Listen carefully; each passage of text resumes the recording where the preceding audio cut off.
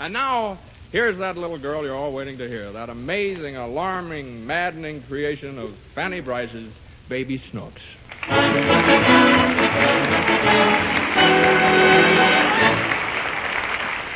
Snooks, where are you going? No place, Daddy. You're acting very suspiciously. What have you been doing, Snooks? Playing with all the little boys and girls, Daddy. Then what are you doing in the house, rummaging through the silver closet? I'm looking for a spoon. Oh, what do you want with a spoon? I want to look down Tommy Hutchins' throat. You want to look down Tommy Hutchins' throat? Yeah, he swallowed the key. Well, what key? The key to the trunk. And I need the key, Daddy. Well, what do you want to get into that trunk for? I don't want to get in. Mary wants to get out. You locked little Mary Hutchins in the trunk? I didn't mean to lock her in, Daddy. Oh, you didn't, eh? She crept in after Dickie. Dickie and Mary locked in a trunk? Snooks, this is terrible. Why did you do it? So they couldn't tell who locked Nursey in the closet. Oh, Snooks, you're a very naughty child. I don't know what to do with you. Should I go stand in the corner, Daddy? No, come here. Now, Snooks, you've got to learn to be a good girl. Listen, I want to tell you the story of a very, very good man who never harmed anyone. Yet through his goodness, he conquered the fiercest animals in the whole world. Is it about you, Daddy? No, it's the story of Daniel in the lion's den. Now, once upon a time, there was a good man named Daniel. Daniel who? Oh, just Daniel. And one day, Daniel was carried away from his home in Jerusalem by a wicked king. What was he carried in? Oh, I don't know. He was just carried away. In an airplane? No. In an automobile? No, he was carried away on a camel. Who? Daniel. Now, the wicked king carried him away. What wicked king? Nebuchadnezzar. Nebuchadnezzar who? Nebuchadnezzar. He carried Daniel into captivity. What, Daniel? The Daniel we're talking about. What are we talking about? Snooks, I want you to pay close attention or I'll spank you. Now, Daniel became the king's favorite. And one day the king said... What king? Nebuchadnezzar! He said to him... Said to who? To Daniel. What did he say to him? That's just what I'm going to tell you. He said to him... Who said to him? The king. The king said to him. Why? For no reason at all. He just said to him, my good man. Who's good man? Listen, Snooks. The king said to Daniel, I like you very much. Hmm? I like you very much. I like you too, Daddy. All right, Snooks, all right. Well, the king wanted him to do something wrong. He wanted him to lie to the people. Daniel wanted him to lie? No, the wicked king. And when Daniel refused to do anything wrong, he was thrown into a den of fierce lions. Was they real lions? Why, of course, real fierce lions. And who do you think threw Daniel to the lions? Huh? Who threw Daniel to the lions? Well, why are you crying? I didn't do it. I know you didn't. The king threw Daniel to the lions. And although the king expected to see Daniel torn to pieces, he was not. Who was not? Daniel. What Daniel? The good man. What good man? Have you been paying any attention to me at all? Mm-hmm. Well, what have I been telling you? You tell me. All right.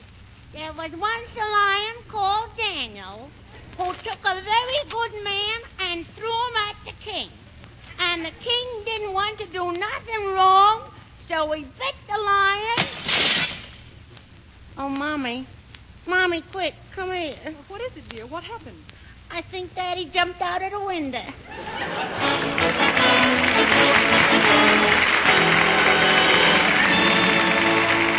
Now, I want you to hear us really show them. Oh, Mama, that pile is here again. Enter Daddy's little demon baby Snook.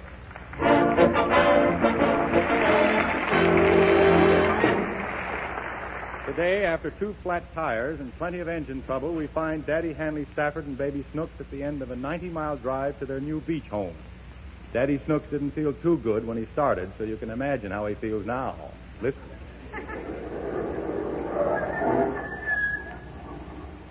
Daddy, What is it? why are you stopping? Because we finally arrived at our beach house, thank heaven. Are you glad? I'll say I am. Then why'd you tell Mama you didn't like it? Never mind. Get out and look at the ocean. Is this the mountains, Daddy? No, this is the seashore. We're going to spend the summer here. Where? Right here by the sea. Well, there's a mountain. There aren't any mountains here, just the sand and the ocean. But you told Mama we'd be going to the mountains. I know I did. And why did we come here? Because this is better than the mountains. Why? Because the sea air is much more health-giving, the saltwater bathing is better, the sun is stronger, and it's a much nicer place to spend the summer. Now, do you know why we came here? Uh-huh. Because Mommy didn't like the mountains. That has nothing to do with it. But we'll go to the mountains next year, all right. What are you laughing at? That's what you said last year. Oh, keep quiet. Why, the seashore is fine. It's magnificent. Look at those white caps on the ocean. Uh-huh. Break, break, break on thy cold gray toe, O sea. Roll on, thou mighty ocean, roll. Oh, look at Daddy. What? It's doing what you said. Well, what about it? Now make a roll back. Oh, come on. Let's go in the house and look the place over. Did you buy the place, Daddy? No, we're just renting it for 3 months. And that's too long. I hope the furniture's halfway decent.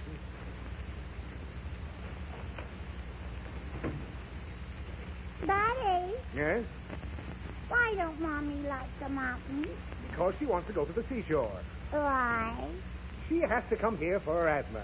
Did she leave it here? No, she claims it makes her feel better. Now, how do you like this broken-down house? Oh, I like it. Now, you would.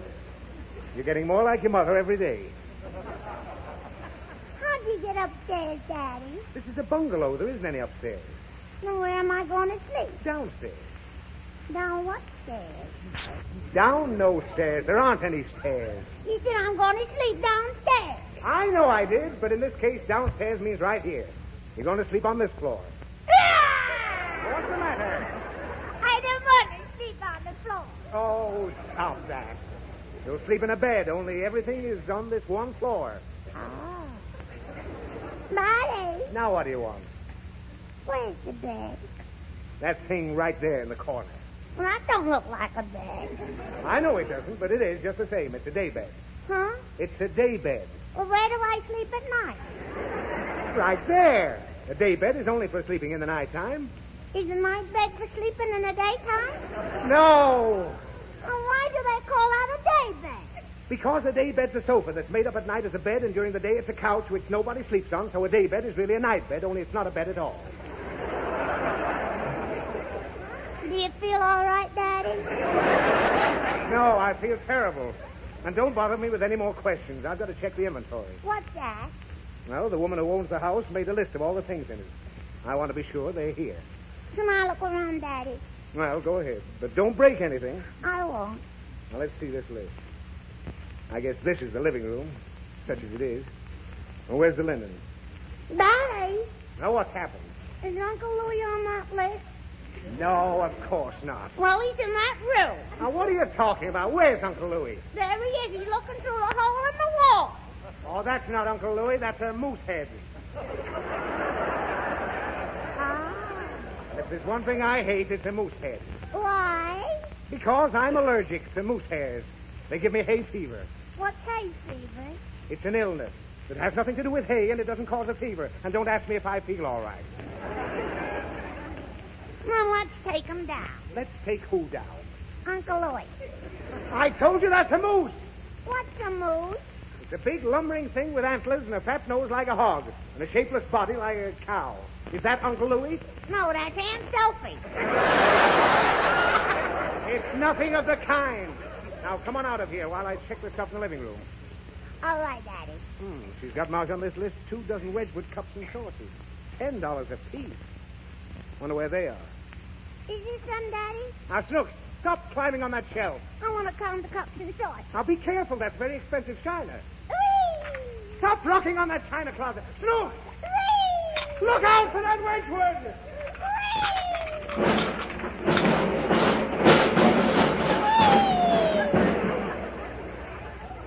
Oh, good heavens. You smashed the whole thing to pieces. Yeah.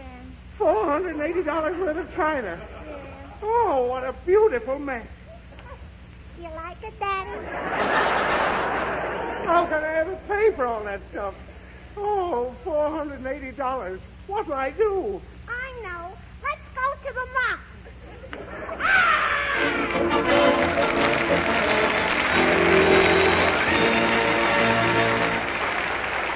Danny, that was swell.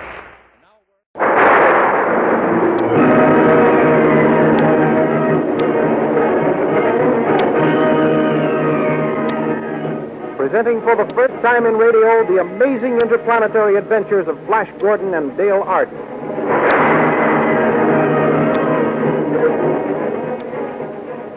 These thrilling adventures come to you as they are pictured each Sunday in the Comic Weekly, the world's greatest pictorial supplement of humor and adventure. The Comic Weekly, now printed in 32 tabloid-sized pages, each page in full 4 colors, is distributed everywhere as a part of your Hearst Sunday newspaper.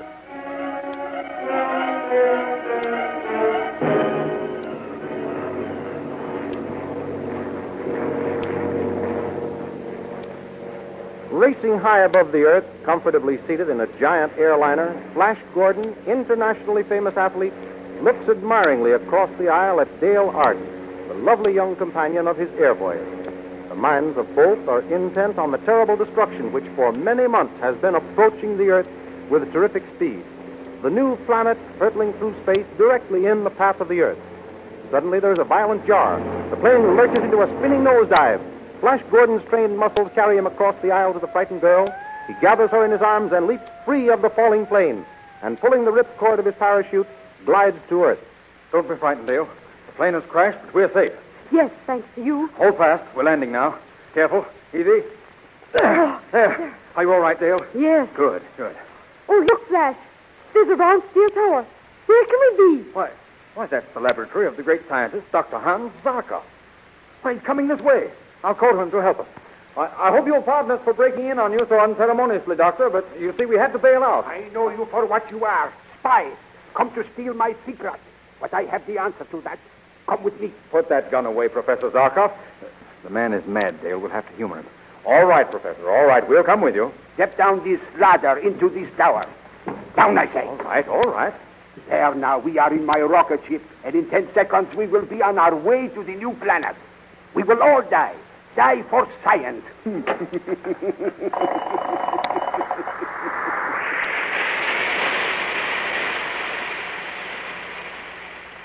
Oh, Flash, the doctor is mad.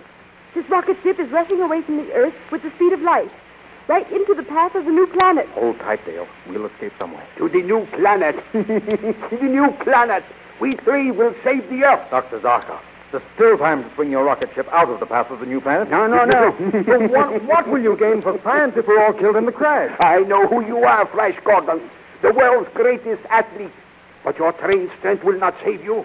Only my mind, the mind of Zarkov, the scientist, can save you, can save any human soul upon the earth. Be careful, Flash. He's reaching for the controls. Stand aside, Dr. Zarkov. Feel it, the gravitation pull of the new planet. We crash in 5 seconds.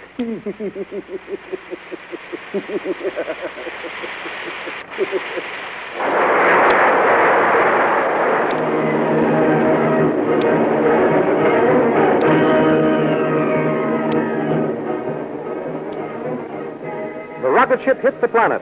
Dr. Zarkov and Dale are thrown from the rocket ship unconscious. Flash is thrown clear of the wreckage and lands on his feet uninjured. He rushes to the side of the unconscious girl, picks her up, and starts to carry her toward the distant towers of a city on this weird new planet. Suddenly, strange soldiers armed with ray guns appear, and capturing Dale and Flash, force them to come with them to the throne room of Ming the Merciless, Emperor of Mongol and Supreme Ruler of the universe.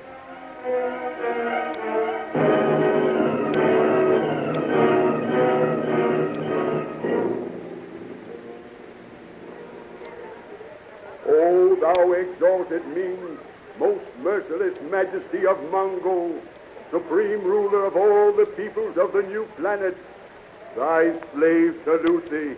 Slave, bring forward the earth people. Thy slaves obey, O Ming the merciless. Take your hands off me. I'm no slave. I'll meet your Emperor as a free man and an equal. So, Earthman, you are a free man and my equal. Throw him to the red monkey man in the arena. I would see sport with this free man, my equal. There is thy freedom, Earthman. Now you go into the arena to meet the red monkey men of Mongo. Wait. Don't worry, Dale. Emperor Ming, I'll show you that I, a free man from the earth, am more than a match for your brainless red monkey men. Flash reaches the bottom step leading to the arena. He leaps and swings at the nearest red monkey man. Then, grasping the falling man-beast under the armpit, Flash whirls him around as a flail, knocking the others in all directions. Emperor Ming, fearing that his monkey men will all be killed, orders his soldiers to destroy Flash with their ray guns. In the midst of the confusion, Princess Aura, the beautiful young daughter of Emperor Ming, calls to Flash. Quick, brave Earthman. This way. Here to my balcony. Flash leaps to the royal balcony and joins the gorgeously jeweled princess, who commands the slaves to keep back, while she takes Flash through a secret door and into a passage leading to a private elevator. The two get in, and Aura closes the door and presses the switch. Who are you, beautiful maiden? I am the Princess Aura, only daughter of Ming the Merciless. Princess, I owe you my life. You are brave and handsome and strong. You must not die so young. I have never seen anyone like you, Earthman. Where I come from, Princess, there are many stronger men and better looking. But tell me, Princess, where are you taking me? I am taking you to the private landing frames of my own rocket cars. There you will be safe. We have arrived, Earthman. Get in this rocket car. No one can harm you here. But, Princess, Hurry. But, Princess Aura, how am I to rescue the Earth girl? They are lost. That is why you are in my private rocket car, Earthman. Why, what do you mean? Dale Arden shall never be rescued by you. The Princess! As for you, Earthman, you shall love me or die.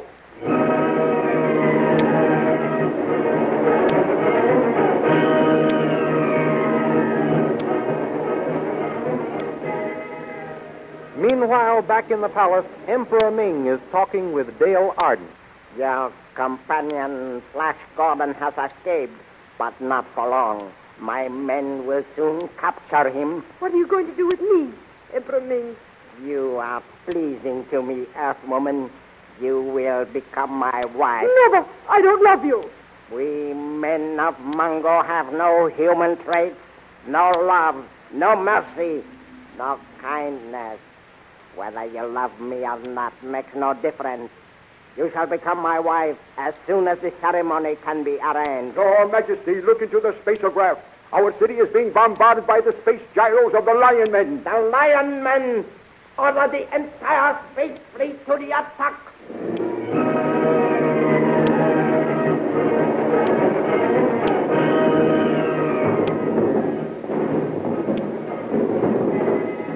In the terrific battle which takes place between Emperor Ming's space fleet and the gyros of the Lion Men, the attacking gyros are driven off. The rocket ship in which Flash Gordon has been held captive is destroyed, and Flash is thrown to the ground unconscious. He opens his eyes to find himself staring up into the great bearded face of Thun, Prince of the Lion Men. Thun lets his great sword fall as he sees Flash Gordon's white skin. Who art thou, white-skinned youth? Speak. Answer me before I cleave thy white body in pieces. Art thou a new kind of soldier of Ming the Merciless? I am the sworn enemy of that fiend Emperor Ming of Mongo. He has captured a girl who is from the earth, like myself. I live only to rescue her. An earthman, thou sayest? Yes. And an enemy of Ming the Merciless? That's right. Tell me, are you friend or enemy? I am Thun, Prince of the Lion Men, hereditary enemies of the men of Mongo. If thou wilt accept me as thy friend, Earthman, I will gladly join thee against Ming the Merciless. Here's my hand on its entrance, Thun. Good. What is thy name, Earthman? I am called Flash Gordon upon the earth, Your Highness. Call me Thun, friend, and I will call thee Flash. Friend Thun, do you know how we can gain admittance to the palace that we may rescue Dale Arden? Come. I will show thee a secret way into the palace. Good. The Emperor Ming is away pursuing my gyro fleet, we may be able to rescue the Earth Girl before Ming returns.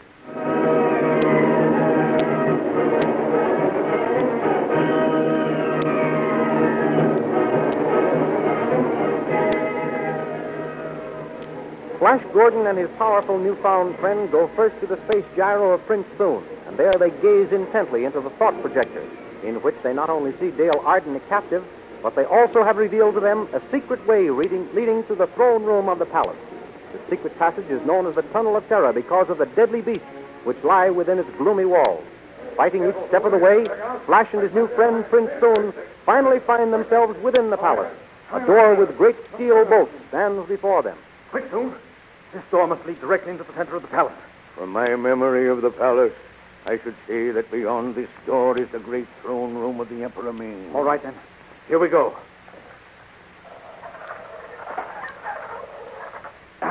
There. You're right, Thune. It is the throne room. Yes, this great statue before us is the god of death, which stands at the top of the altar steps, directly behind the throne of the Emperor. Listen. Thune, what's that? By the great god Tao, it is a royal wedding procession. Ming the Merciless is taking another bride. They're coming up the altar steps soon. I'm going to look around the idol. To look around the idol means death. Thou must not. Come back, Flash. Thune, save yourself. I'm going to the rescue of my Earth friend, Dale Arden. She's being forced into a marriage with Ming the Merciless. Prince Thune of the Lion Men does not save himself at the expense of his friends. If thou must die, I will die fighting with thee. Dale! This way, Dale!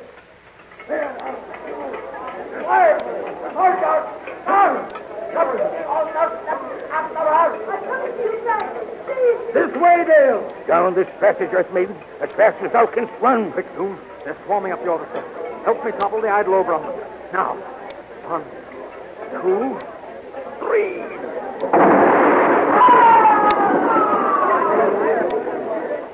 With a grinding crash, the giant idol topples over on the onrushing soldiers of Ming the Merciless, killing those in front and throwing into confusion the whole company. Flash Gordon and Prince Thune, with Dale between them, dash into the secret passage beneath the idol. The way becomes steeper. They slip and fall, down, 100 feet or more into a whirling underground river. They're swept along down a raging current and over a falls into a lake. With the powerful strokes of the champion swimmer, Flash sets out for the shore, towing Dale by the hair. They reach the shore, and as Flash reaches down to drag Dale to safety, she screams and disappears beneath the calm surface of the lake, clutched in 2 powerful green, scaly arms. With no thought of his own safety, Flash Gordon dives to Dale's rescue and finds an adventure stranger than any which has gone before.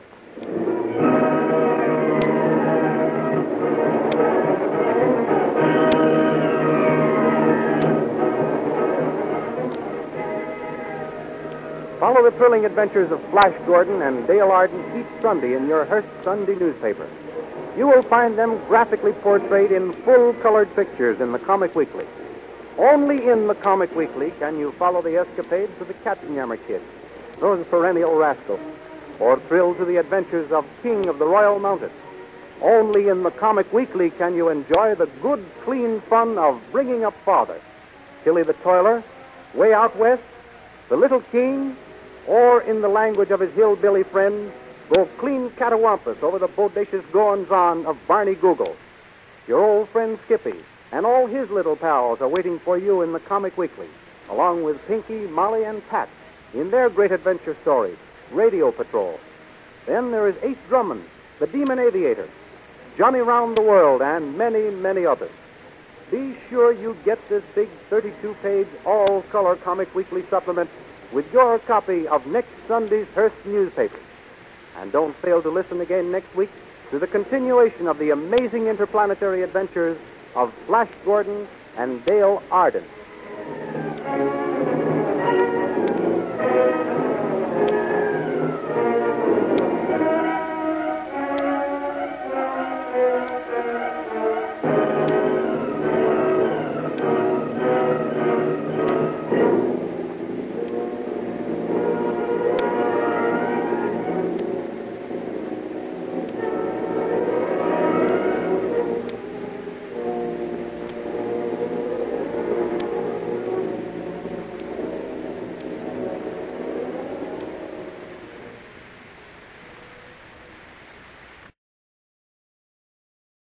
The Irene Dunn, Fred McMurray Show.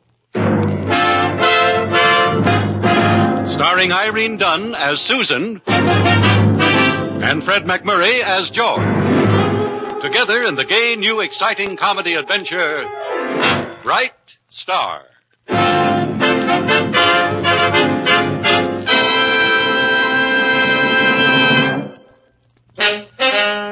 Have you heard what happened on the Star? Did you hear what he said to her? Do you know what she told him? Yes, the whole town's talking. The Star they're talking about is the Morning Star, a newspaper. The her they're talking about is Susan. Lovely, attractive, headstrong Susan. And the him, well, you can see him right now walking down the street over there. Yes, and believe me, if he knew what was about to happen, he wouldn't be whistling. Hey, Jack. Huh?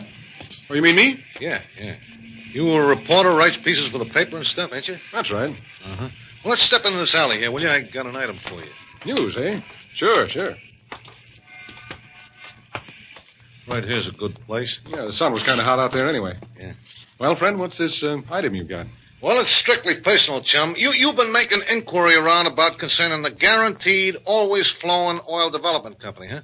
True, I have. Yeah, you've been saying like that company ain't on a level.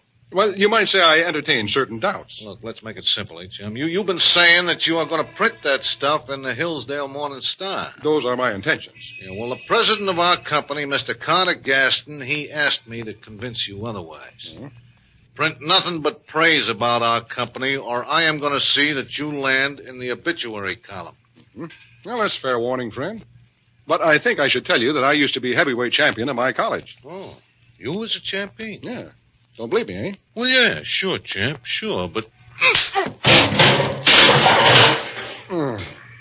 Wonder just what college he went to.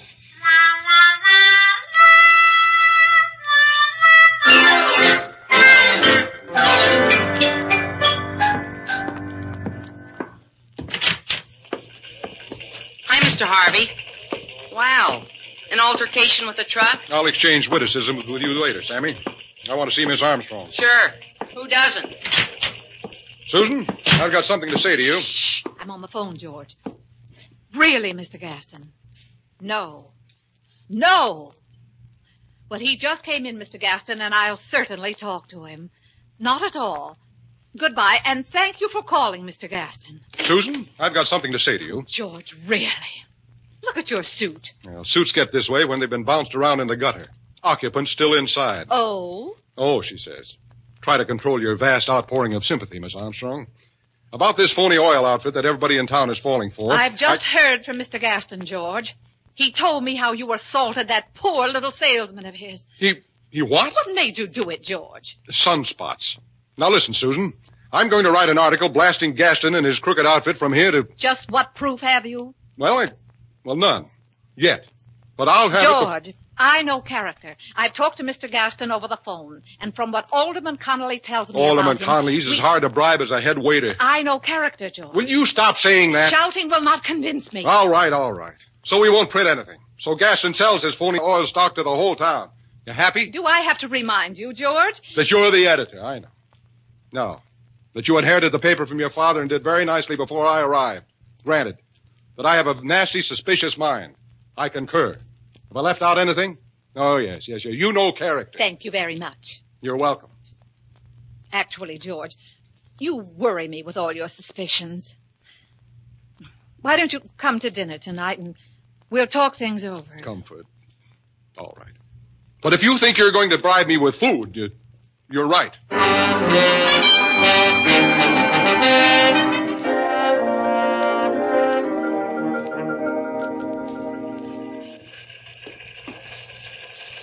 Working late tonight, Mr. Harvey?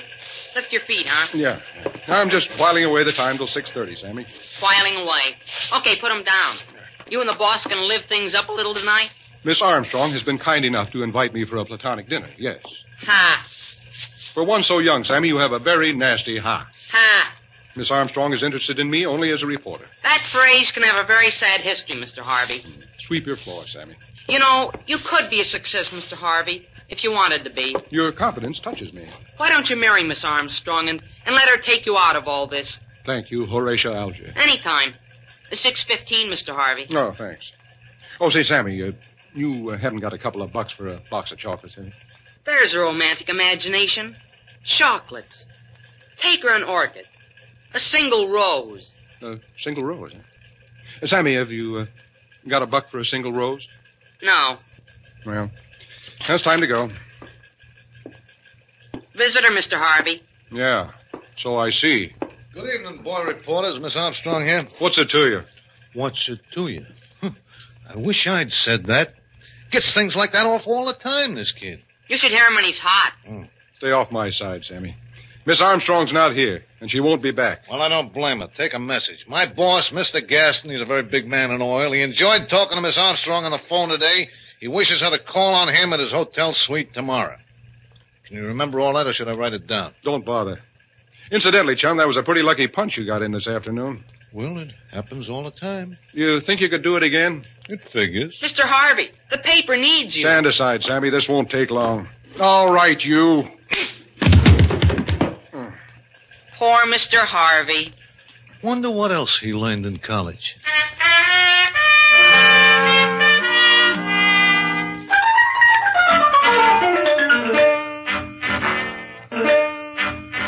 How's the dinner coming, Patience?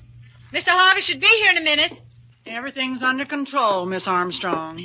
But I want things to be especially nice tonight, Patience. Mr. Harvey and I have been having, well, one of our disagreements. No. But he was quite nice about coming to dinner. Big of him. Let's see. He doesn't get paid until tomorrow. Was he nice or just weak from hunger? Now, George always speaks very well of you, Patience. And your cooking, too. No fool, Georgie. What time is old freeloader due? About 6:30. I thought we might have a leisurely dinner and then retire to the music room later. Uh-huh. And then you just happen to wander over to the piano, hum a few bars or something romantic. You think that's too corny? George is a corny fellow. He might even bring his saxophone along. No, I think that's in Hawk. Well, you'll do your best on the dinner, won't you, Patience? I'll pretend I'm cooking it for my favorite movie hero. And after dinner, you'll just, leave us? Oh, sure. Want me to burn any incense? No, I don't think so. No, George has hay fever. If it's for free, he's got it. Well, I've got to finish dressing. Oh, Patience, what can I wear to make him really notice me? How about a corsage of baked potatoes?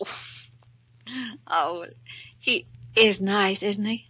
Hungry, but nice. And tonight might even be the night that, you know. I know. Tonight might be the night. I hope the piano's in tune. A man who plays the sax would never notice. It's so nice to have a man around the house. It's so nice to have a man around the house. Someone who is glad he found you, who will put his arms around you, and his kisses just as I'm giving 2-1. Nothing happens tonight. Nothing.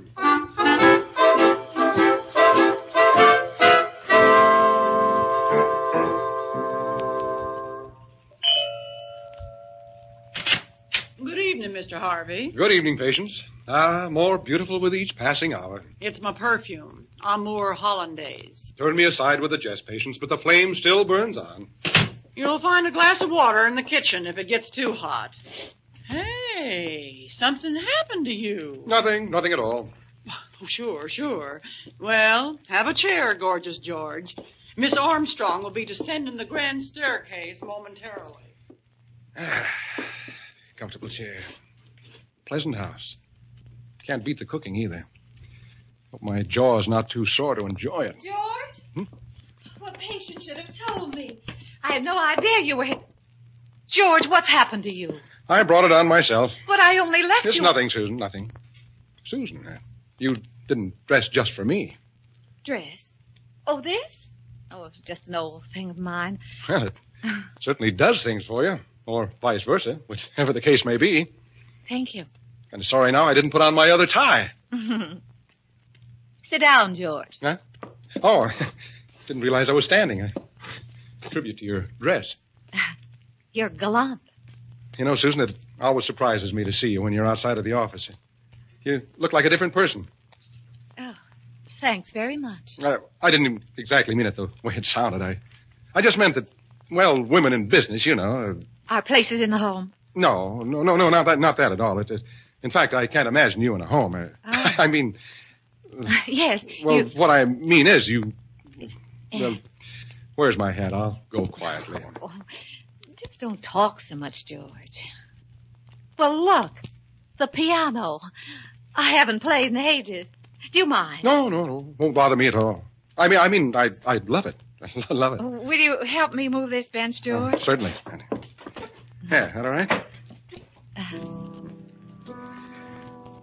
You know, Susan, I was just noticing the candlelight. It does something to you. Oh, what? It makes you look, I don't know, changed. Does it? Susan, we shouldn't argue all the time. Like that thing today. I shouldn't have blown up the way I did. It was foolish. Oh, it's all right, George. What do we care if some crook peddles a few shares of phony oil stock here in town? Hillsdale hasn't been taken for a long time. I am sure, George, that the development of the new Hillsdale oil field will do a lot for our city. Oh, sure. Hillsdale, the new Arabia. And why not? I have every faith in Mr. Gaston and his organization, and I know character. Character. You told me. Now, look, here's something you didn't know, Mr. Harvey. There's an heiress stopping at the General Grant Hotel, Miss Cecily Burnett, and she's here to try and buy up the entire stock issue. Freeze Hillsdale out. Well, it'll be the warmest winter we ever had. George, you're the most exasperating. Cigarette. Thank you. We shall not discuss Mr. Gaston further. Quite. Ah, the gall of that phony. He sent word that he was quite fascinated with you and would like you to call at the hotel tomorrow. Oh, well, how interesting. Susan, you're not going. Well, why not? Why not? You think I'd let you alone with that fake moose? Well, I fail to see that you have a great amount of choice in the matter. Oh, you do? Well, if you're going, then I'm going with you. There seems to be more than the usual confusion in your mind, George. You are a reporter on my paper, not my guardian. Well, right now, what you need is a guardian.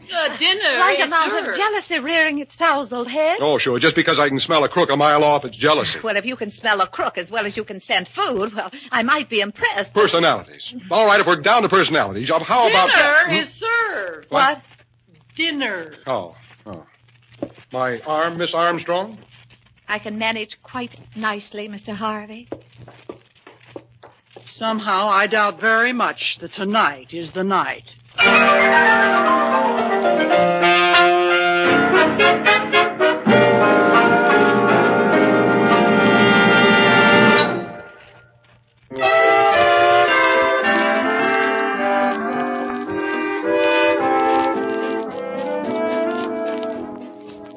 Now, suppose we get back to our two stars, Irene Dunn and Fred McMurray, in the second act of our story. Let's see now. Susan is just about to go down.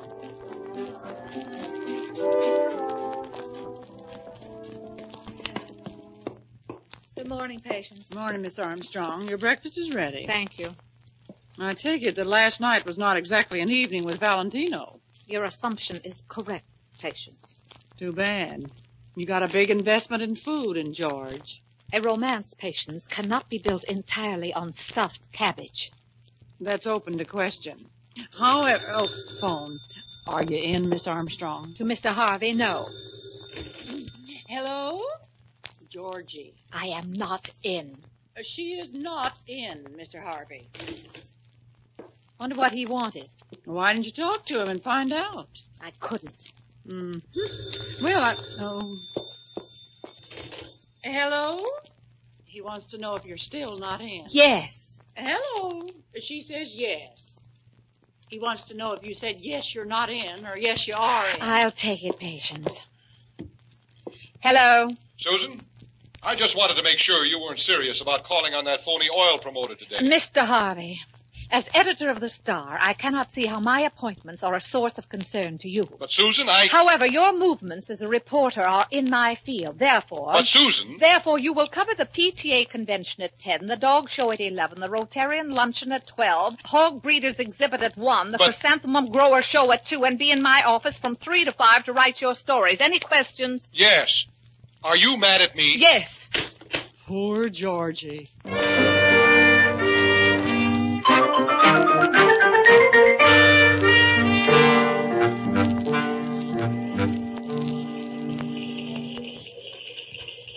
Well, morose is a word for Mr. Harvey. I'm a strong man, Sammy. I wish to brood in silence. Miss Armstrong has gone to call on the oil promoter. Pretty racy fellows, oil promoters. Go fill an inkwell. Why don't you strike back, Mr. Harvey? How?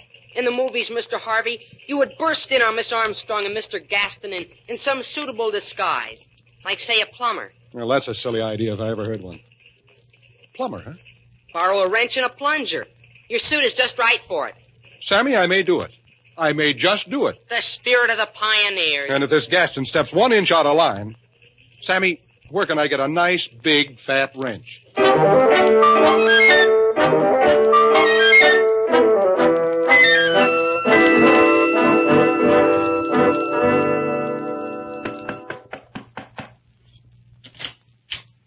Yes, ma'am? Mr. Carter Gaston, I'm Susan Armstrong from the Hillsdale Morning Star. Oh, come in, Miss Armstrong. Very considerate of you to come. Oh, not at all, Mr. Gaston. Here now. Just take this chair, Miss Armstrong, where I can look at you. Like to look a person right smack in the eye, ma'am. Can tell what sort they are in a minute. Well, I always think so, too. Nothing shifty-eyed about you, ma'am. If you'll excuse the liberty. Well, thank you, Mr. Gaston. And you and I, Miss Armstrong, we can do a lot for this city of yours. Civic betterment. The greatest good for the greatest number. Exactly. Did you know, ma'am, that a young lady of great wealth is right here in this same hotel trying to buy up my entire issue of stock before the public gets a chance at it? Well, you're not going to sell. Well, I haven't met the lady yet. Miss Burnett, of the Eastern Steamship Burnett's, I believe. Uh-huh. But I would much rather give the honest folks of Hillsdale a chance to cash in on the rich natural resources of their little community. Well, I think that's a fine sentiment, Mr. Gaston. Why, thank you, Miss Susan. And if you'll permit me to say so, Plumber! Why, George. I hear you got a leaky pipe, Mr. Gaston. Before you come busting in here, son, knock. No, I'm sorry, but don't let me interrupt anything. I'll just go quietly on with my work. You were saying, Mr. Gaston? Why, well, where was... Oh, yes. If you'll permit me to say so, Miss Susan, the good opinion of a fine woman like yourself means more to me than any... What? The good opinion of a fine woman like you means more to me... I can't hear you. I said the good... Well... I found the trouble. Good. Then you're leaving. No. I have to rip out a section of the wall here. Miss Susan, may we continue this conversation over dinner? Where are you eating? Will you call me, Mr. Gaston? Oh, my pleasure, ma'am. Goodbye now. Until tonight. I'm sorry. I'll be back. I forgot my pickaxe. George Harvey, if all the low, underhanded, sneaky... Treacherous? Yes. Susan, if you can't see through this whole swindle by yourself... You will allow me to make my own judgments, Mr. Harvey. I know character. I know, Susan. Susan, this oil scheme is a fake. What's more, I think this so-called heiress here in the hotel, this Cecily Burnett, is a fake, too. And I'm going to interview her and prove it. Oh, you are? Oh, you just love that. Purely business, Oh, Susan. you're so right, Mr. Harvey. And I'm going to be around to see that it stays purely business.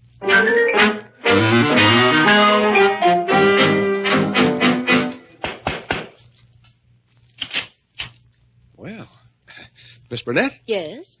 I represent the Hillsdale Morning Star, Miss Burnett, and... But how clever of you. I'll take one. No. You see, Miss Burnett, I'm a reporter. Well, of course you are. Come in, sit down, report. Thank you. No, right here, by me. Oh. Now. Well, just a few questions about your business in Hillsdale, Miss Burnett. You see... Oh, you want to interview me? You sweet thing, you. Thank you. You see, there's an oil promotion scheme underway here in town, Miss Burnett, and I... Brown eyes. Oh. You see, I have reason to believe this Gaston isn't what he presumes to be, and... 6'2"? No. 6'3". Mm-hmm. But if you're really considering putting money into this thing, Miss Burnett, well, I just don't think it would be very wise. Excuse, please. A 3 o'clock snack. Susan. Courtesy of the General Grant Hotel. Put it on the end table. Now then, as I was saying... how do you know I like wavy hair? You want it over here? Yes, and please hurry. Now then, golden boy, your name is, George. George Howard. Oh, I'm sorry, ma'am. Will you please get out of here? I'm sorry, George. I didn't catch your last name. It's... Dope. What did you say? Oh, I said I hope everything's all right. Well, it's not all right. Now, you please get out of here and get out fast. Oh, certainly, ma'am. Now, where were we, golden boy? Golden boy. Oh, brother. I'm sorry, George. Now I know what you want. You want to save me millions of dollars, and you want to tell me all about it tonight over dinner. Right? Roughly, yes. Oh, you do sweep a girl off her feet, Georgie. What time is dinner? Oh, 9-ish? You speak the language. So I get around. But not around me, you reporter. Until tonight, Cecily. Huh? Oh, until tonight. Au revoir, Georgie. Huh? Au revoir, Cecily. Oh, these Frenchmen. Irresistible. Well, Charles Boyer. Coming in there as a waitress. Oh, really, Susan, of all the low, George, conniving... An heiress. If she's an heiress, I'm Pocahontas. If you were any judge of character, Pokey, you'd know that this girl is in danger of being the innocent victim of that swindler you were so eager to make a dinner date with. I was eager. Well, I didn't notice any long pauses in the conversation while you were making a date with her. We will not discuss conversations overheard through keyholes. Banging Susan. into a room as a plumber. I suppose that's recommended by Emily Post. Now, you listen, Susan. Now, you listen to me, George. After all, where you go tonight is not of the slightest concern to me. Likewise, I'm sure. Au revoir, Mr. Harvey. Au revoir, Miss Armstrong.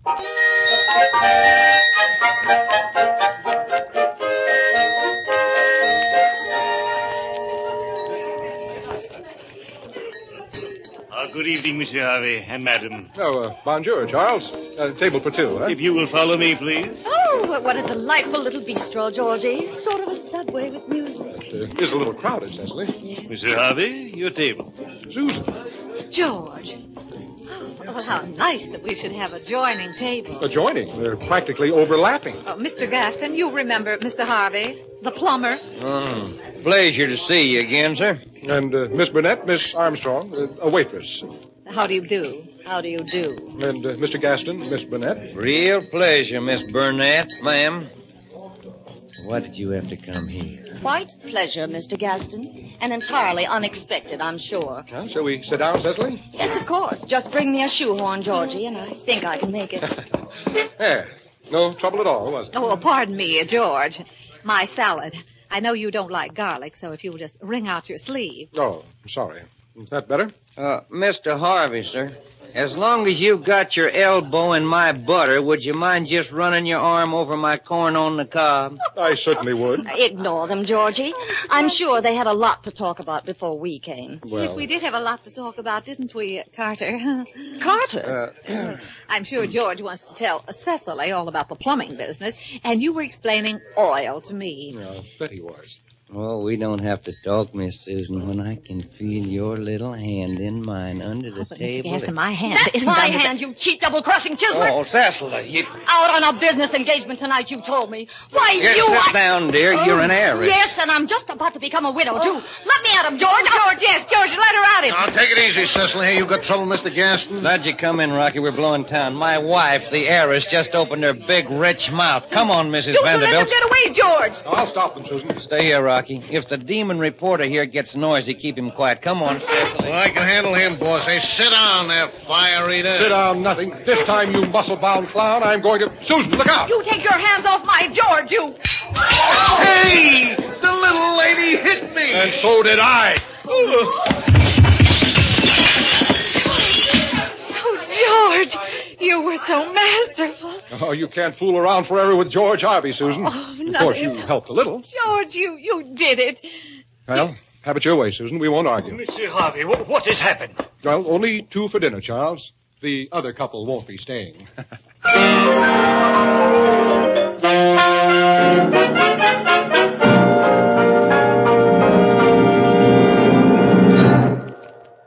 Our stars, Irene Dunn and Fred McMurray, will be back in a moment.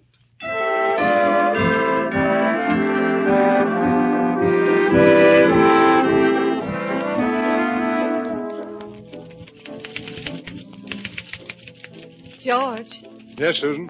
finished your story? Just about.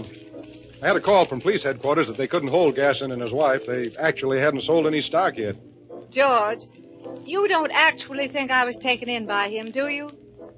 Do you? Susan, you don't actually think that I was taken in even for a minute by his wife, the phony heiress, do you? Well, I don't if you don't, George. If you know what I mean. I think I know what you mean. After all, Susan, we both know no character.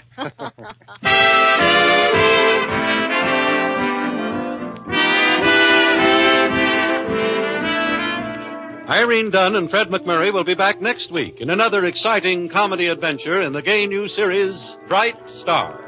This is Harry Von Zell inviting you to join us then.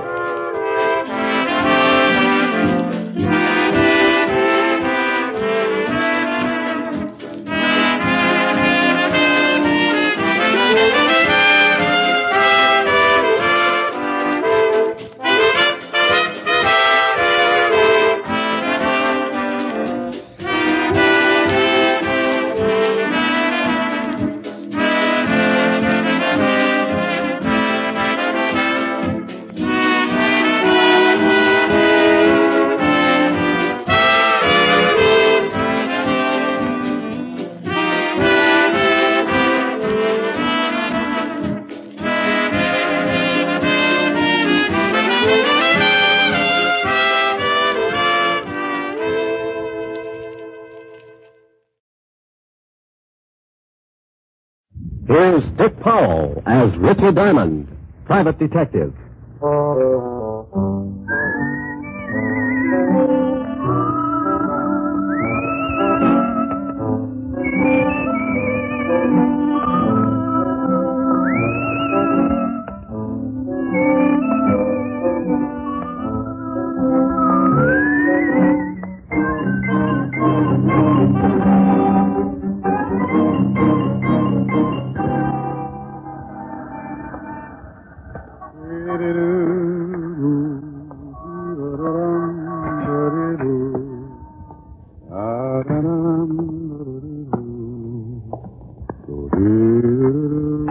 Good afternoon, Mr. Diamond. Oh, afternoon, Ed.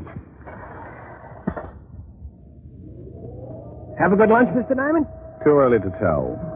Hey, you must shave with a dull razor. You got a scratch on your face. I use a rake. Here's your floor, Mr. Diamond. Thanks, Ed.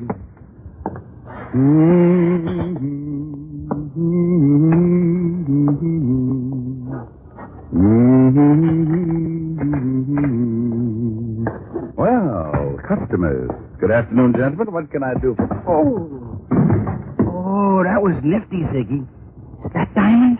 Yeah, Chino. That's him. Pick him up and drag him over to the chair, Ziggy. Sure thing, Chino. He's really out. Yeah. See if you can bring him around. Be a shame if he missed anything. Chino, would you mind holding my ash can handle? It might break his jaw. A pleasure, Ziggy. Diamond. Diamond. He looks like he ain't gonna make it. Maybe you slapped him too hard. You hurt me, Ziggy. You know how careful I am. Here, try this pitcher of water. I felt like I was lying in the middle of a crowded sink and someone had piled all the dishes on my head. They turned on the faucet and I floated up with a dirty coffee cup and took a look around. I threaded water and squinted through my dewy eyelids at two of the ugliest dishwashers I'd ever seen. He's twitching. Oh. See, Ziggy, he's just lazy. Diamond, let us know when things start making sense. Oh, that's a dirty trick. Oh, he's talking screwish.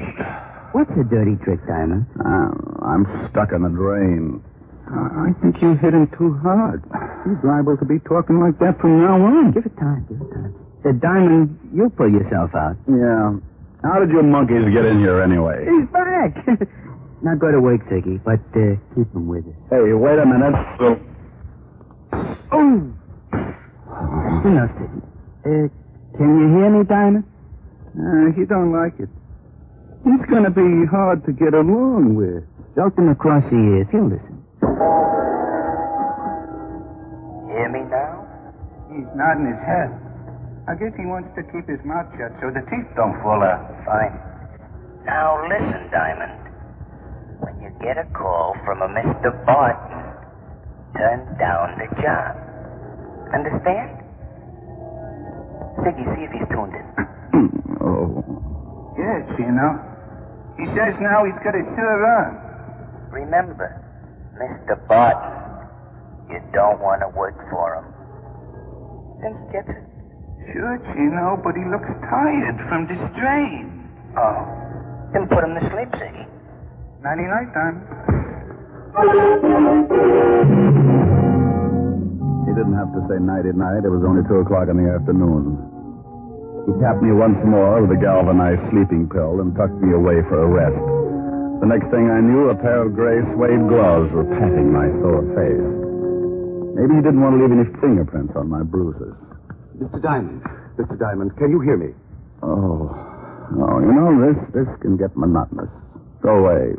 Should I call the police, Mr. Diamond? What? Oh, I was expecting uglier company. Could you sit up? I'm getting some of your blood on my shoes. That's tough. I'll turn it off. I'll bet your name's Barton. Why, that's right. How did you know? I'm lucky. Now get out of here. But I want to talk to you. I just had one long conversation, but it was too one-sided. Go on. My health is doubtful, but it's fun to have it around for company. Maybe $500 would pick you up? It might, for a while, but I don't like to waste that kind of money on funerals. $750? So they line the coffin with velvet. $1,000. You're begging to make a short life sound practical. If you do the job successfully, there'll be another $1,000. You just bought yourself a corpse. Let me wash up. Talk some more. I can hear you. It's my son, Roger. He thinks he killed a man. He thinks? What do you want me to do? Find out for sure so he can brag about it? Ever heard of a John Alter? Sure. Walt Levinson sent him up 5 years ago on a manslaughter rap. Well, he doesn't like it up there, and he'd like to get out. I don't blame him. What's this got to do with your son? I'm chairman of the parole board. Oh, you look much better now, Mr. Diamond. I can't stand the sight of blood. It doesn't bother me. It happens every week. So, you're the chairman of the parole board. Yes, some of Alter's friends promised to keep quiet about my son if I let Alter go free when he comes up before the board next week. And you think maybe your son was framed? Yes, about a month ago, he met a girl in Florida. Her name is Lenore Brown, and she's a friend of Alter's. How did they spring the frame? I beg your pardon? You must associate with a higher type thug. Spring the frame. Made it look like your son killed somebody. Oh. Well, when Roger, that's my son, went to pick up the Lenore girl at her apartment, he found her struggling with some man. That happens. It looked like he was trying to kill her. There was a gun on the floor, and she called to Roger for help. He picked up the gun and shot the man. She told Roger he had killed him and that he must get out. When we went back, they were both gone. About a month later, some of Alter's friends got in touch with me. Oh, and they forget about the killing if you let Alter out of Sing Sing. That's right. I don't remember reading anything about it in the papers. Well, you're the first one outside of Alter and his friend who know anything about it. You see, they say they're hiding the corpus delicti, so there was no report of the murder. Keeping a stiff handy isn't that easy. Why didn't you call the law? If my son did kill this man, that's the first thing I intend doing. But I have a feeling this man is not dead. Oh, you think maybe they staged the killing? Put blanks in the gun, and after your son beat it, the stiff walked out under his own steam? That's what I want you to find out. If my son is innocent, I want you to bring the parties responsible to justice. Amen. There's a check for $1,000. If you find the girl and prove my son innocent, there'll be another $1,000 in your pocket. I'll sort the holes. Well, thanks, Mr. Barton. I'll start right away. Goodbye, Mr. Diamond. You can reach me at the Wentworth Hotel. I'm staying there until this matter gets cleared up. I won't get in touch with you unless I find something. The guys who worked me over are pretty set in their ways, and there's no sense in you tripping over a lot of dead bodies.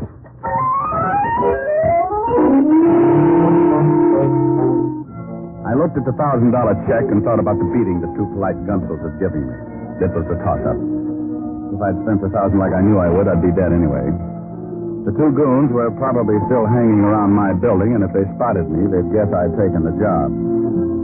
When I get more than $10 in my pocket, I smile all over. I went out the back way and through the alley. Had to start somewhere, so I headed for the 5th Precinct Police Station. When you're looking for a killer, homicide's got all the road maps on murder. An old friend and ex-partner was in charge.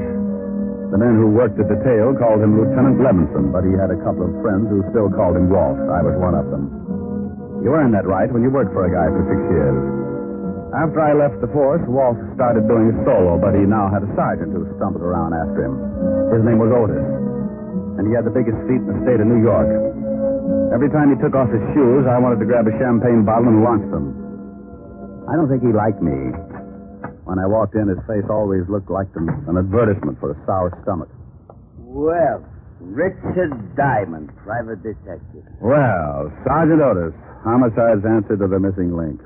What was that last word? Well, you're half safe. I said link. Walt in? Yeah. You turn the knob and you push.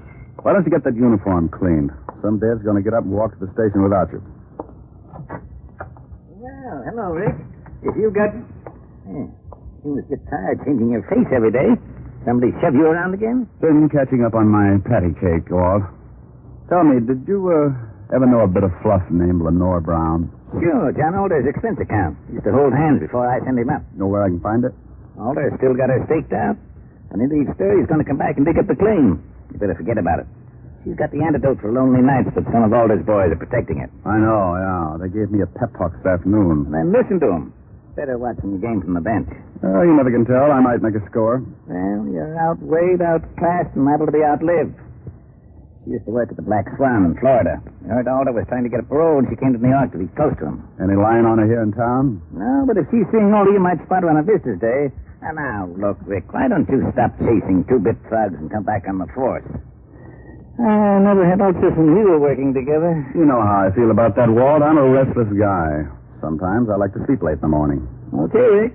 Want me to call the warden and tell him you're coming? Yeah, thanks, Walt. Take it easy. Bye, Rick. Be a good boy.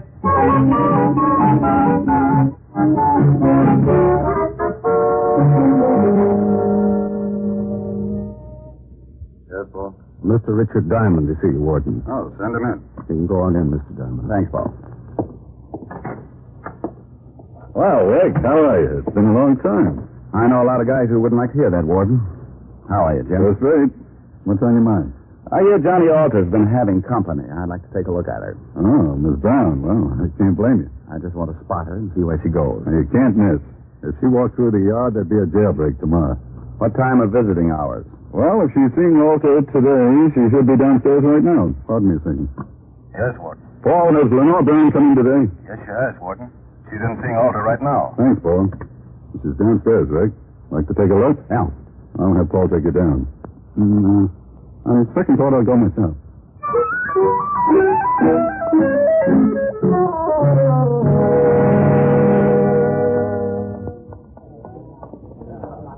There she is, sitting at the end table talking to Alder. Oh. Now I know why Alter needs a lot of money. She's wearing enough mink to carpet Radio City. You should get a load of her on a warm day. Coat doesn't stop me. She'd show up, even if she's wearing a tent. How long has she got with Alder? About another 5 minutes. Warden, maybe I'll let you put me away for a couple of years. With something like that to look forward to on Visitor's Day, I might go for the change. Well, you'd get tired of just talking. Think what you could do on the outside. Yeah, I am, but it would probably send me right back up here. You want to stick around till she's through talking? Thanks, Jim. I'll wait in front till she comes out.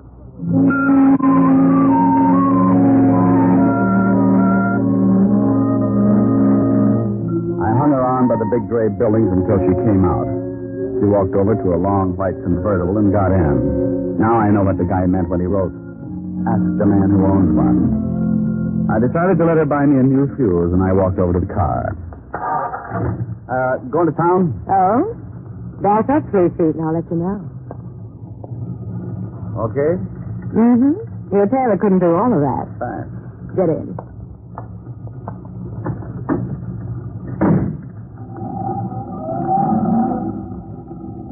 Visiting? Yeah, the warden's an old friend. How many years did you know him? Baby. I've been going home every night all my life. Every night? Well, almost. What do you do with the almost? Depends. Everybody likes something different. You must get tired since you have new ideas. Oh, I don't think much. It's more fun being surprised. What are you stopping for? We just got started. Surprise? Oh, yeah. And the nickel-plated one. Look, baby, you don't have to pull a gun. If I'm getting fresh, I'll get out and walk. You sit right there, Diamond. Oh, name dropper. Mm-hmm. Expecting company? Mm-hmm, and you've met them before, honey. That's nice. I wouldn't want you to get stuck with the introductions. That's your friends coming along in that car? It should be. Now hold real still. They'll only shoot you this time. Sometimes you're lucky. When a dame's got a gun on you, you don't stand much of a chance unless she's got her mind on something else. This one did. And when she looked up in the rearview mirror to make sure it was her boys, I tagged her. My two playmates were just pulling up in the green sedan when I went out of the car like a dry transmission. He let go just as I dived off the side of the road and hit the center embankment. I rolled to the bottom and came up looking like an exhibit for smallpox. He's down the hill. Go get him, Ziggy. There was a line of trees just off to the right, and I got to them just as Ziggy tried again. He needed a rifle. I was running through the trees then, and I could hear Ziggy somewhere behind me, falling all over himself. I pulled my gun and thought about waiting for him. I could give him so many holes he'd whistle in a high wind, but I had another idea. I stopped and listened. He's around here somewhere. Well, come on. We'll spread out.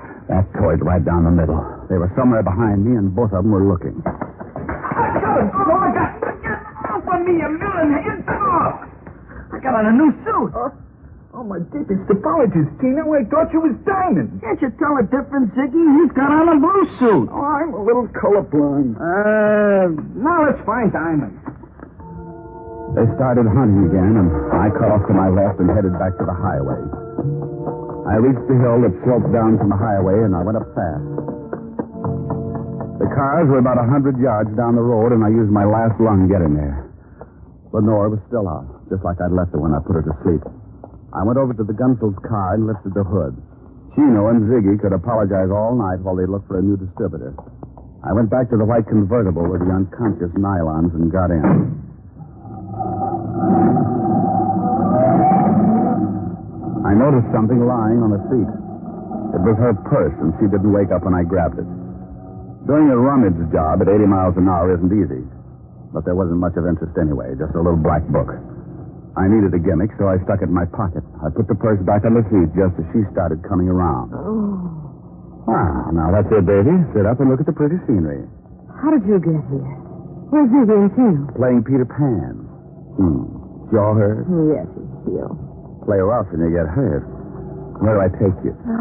My apartment, I guess. They're going to ask a lot of questions, and I don't talk much. You might as well figure out something to fill in the room.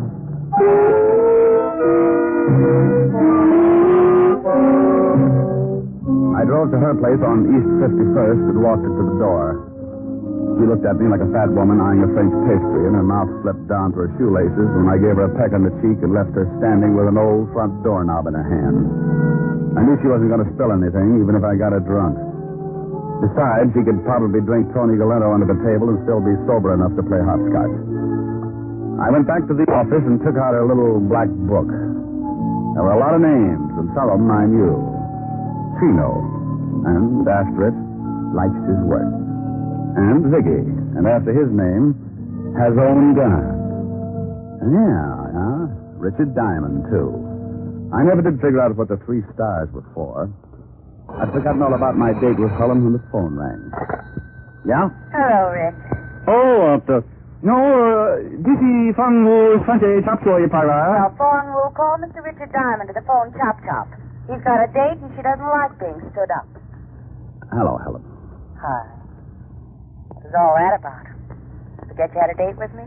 Yeah, I did. And I'm sorry, baby, but right now I'm being chased like a hopped-up fox. I haven't had time to curl up and relax. You're impossible. I know it. Want your sorority pin back? Well, I'll make up my mind when you get here. I'll give you my Lone Ranger magic decoder. You fool.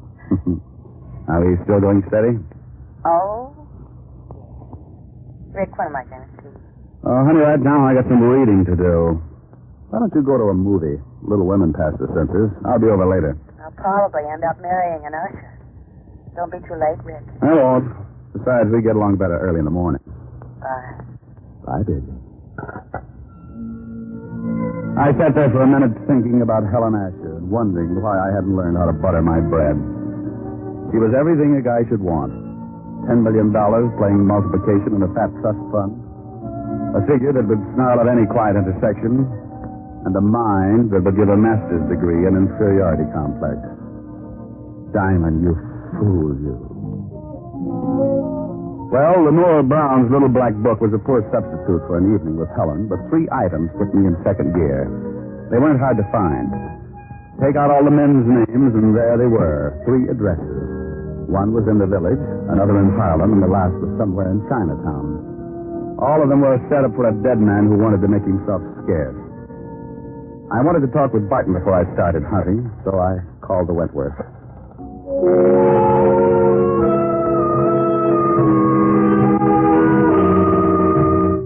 I walked out, got back in the cab, and marked off Greenwich Village in the little black book. The second address was on the fringe of Harlem, the Hill, they call it. The night was black, and the fog had rolled in off the East River and staked out a claim all the way to Lenox Avenue. As I walked up to the old brownstone, my nerves started screaming SOS. I stopped cold and looked down at 2 gleaming eyes, like 2 pieces of polished glass shining in the glare of the dim street lamp. As I got used to the darkness, I could make him out. He was a big, white, battle-scarred bulldog, and he had some ideas of his own. He started shuffling in slowly, jerking back his lips and showing a row of white teeth. Hold it, Lucifer. I hadn't heard him come out on the porch. He was a big man wearing an off-white undershirt. And from what I could see, he looked meaner than his dog. The animal stopped, but he kept facing me, showing off his toothpaste smile. He won't hurt you, mister. Unless I tell him to. I'll think about it for a while. I'm a poor substitute for horse meat. What do you want? Do you know Lenore Brown? You a cop? Shamus. Beat it, Lucifer. Thanks, pal. I couldn't hold my breath much longer. You can come up on the porch. You're looking for Lenore Brown, huh? Yeah, know her? I met her. My wife works for her. Is your wife in? Yeah. Esther! Come here. Some private dick wants to talk to you. She's Miss Brown's private maid. Yeah. Your husband tells me you work for Miss Brown. Yeah, what's she done? She got many friends? Men friends. Yeah. You know a dark man with a scar? Oh, sure, I know lots of them. What are you talking about, woman? Oh, I met someone who Miss Brown knows. What did you mean by that, mister? Look, I really don't know anybody with a scar. Now you better beat it. Yeah. Get moving. I want to talk to you, woman. Get it there. Yes, honey. I knew she was going to get bruised, but he looked rough enough to cut my windpipe, and I wanted someplace to pour my coffee down in the morning. So I got out of there fast and headed for the last address in the little black book. The place was on one of those narrow, dark streets. It was so quiet you could hear yourself change your mind. A sign above the door read Tansy, so I pushed it open and went in. If I didn't find a man with a scar here, I was out on strikes. It was a little restaurant on the bottom floor of a 2-story building. A quiet waiter slipped up and showed me to a booth. He shoved a menu in my hand and disappeared before I could ask him anything. The place was empty except for an old couple sitting near the door. The waiter said something to them, and they looked quickly over at me, and then they left in a hurry. The room was completely empty now. Even the waiter had disappeared. I looked up at a flight of stairs at the far end of the room. A pair of very healthy ankles came into view, and they were holding up a pair of legs that ran my blood pressure up to 190 again. I eased my gun out and held it under the table. Lenore turned the corner and started down toward my booth like a loose snake in a rabbit pen. Mind if I sit down? It's your party. Shame on you. Don't you know it's not nice to pilfer a lady's handbag? Now, Mama will have to thank. Looks like the last address paid off. If you're buying shrouds, it did. Where's the guy that young Barton's supposed to have killed? Upstairs. But he's very unsociable. Hates long conversations. I only need a couple of lines. He can't even do that. He likes to keep on breathing. Old man Barton figures Alter framed his son. He's not going to let your boyfriend out of Sing Sing until he finds a man with a scar. Think he can do better than you did? I found him. Was it worth dying for? I don't know. I can tell you better after I talk to him. Mama's going to have to stand sooner than she expected. Come in, boys. Well, look who's here. Are Mama's 2 big idiots out collecting blood again? Where are your buckets? Oh, he's there. Present! You've met Chino and Ziggy before, haven't you? Yeah, on the end of a fist. They want to show you the town. I know the beat. I'll bet you've never seen it from the bottom of the East River. No, but if you'll put on a bathing suit, I might buy the idea. Too bad we'll never make the beach together. I'd like to show you the sights. Boys, you better help Mr. Diamond out of the booth. I think he's stuck. You know how it is. The boys like to keep moving. So do I. I shot once and cut Ziggy in the stomach, and I dumped the table over on Chino. He grabbed like he was going to waltz with it. I didn't even have to get up. I just shot him through the cover shot. Lenore was out of the booth fast and running for the stairs. Look out, Tony, look out! I caught up with her at the foot of the stairs, and as she started up, I saw him standing on the upper landing, scar and all meaning gun in his hand. He missed me, but nailed her halfway up. She spun around and fell all over me. But I pointed a gun pretty good from the prone position.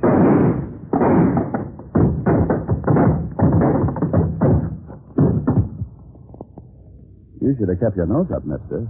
A bad landing washes you out.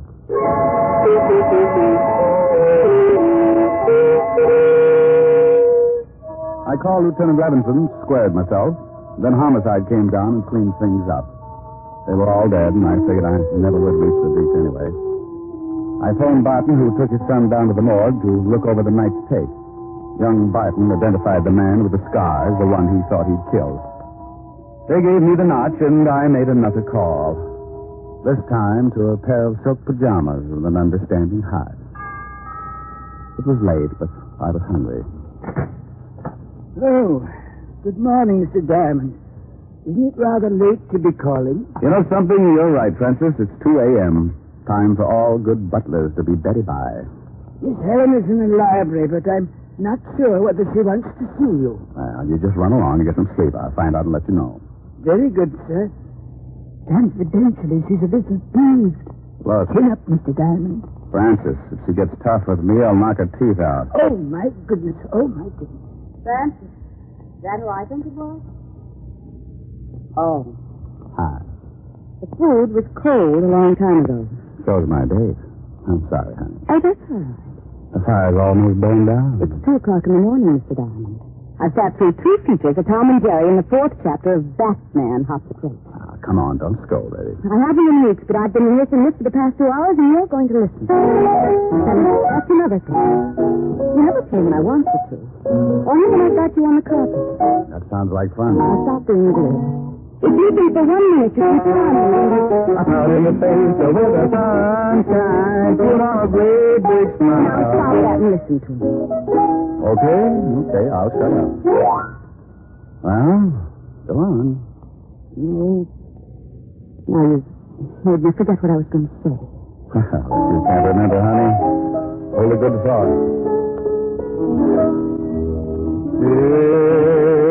It's a big, wide, wonderful world you live in. When you're in love, you're a master of all you survey. You're a gay Santa Claus. I just remembered. Too late now, honey. I'm rolling.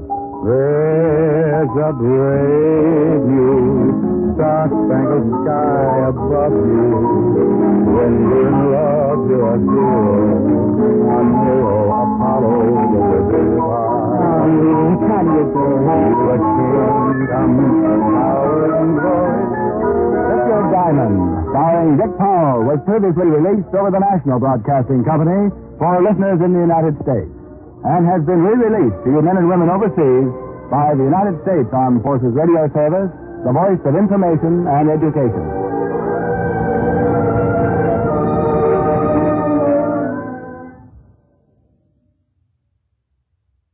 And speaking of children brings me, of course, to that awful little girl who's become such a popular feature of our program.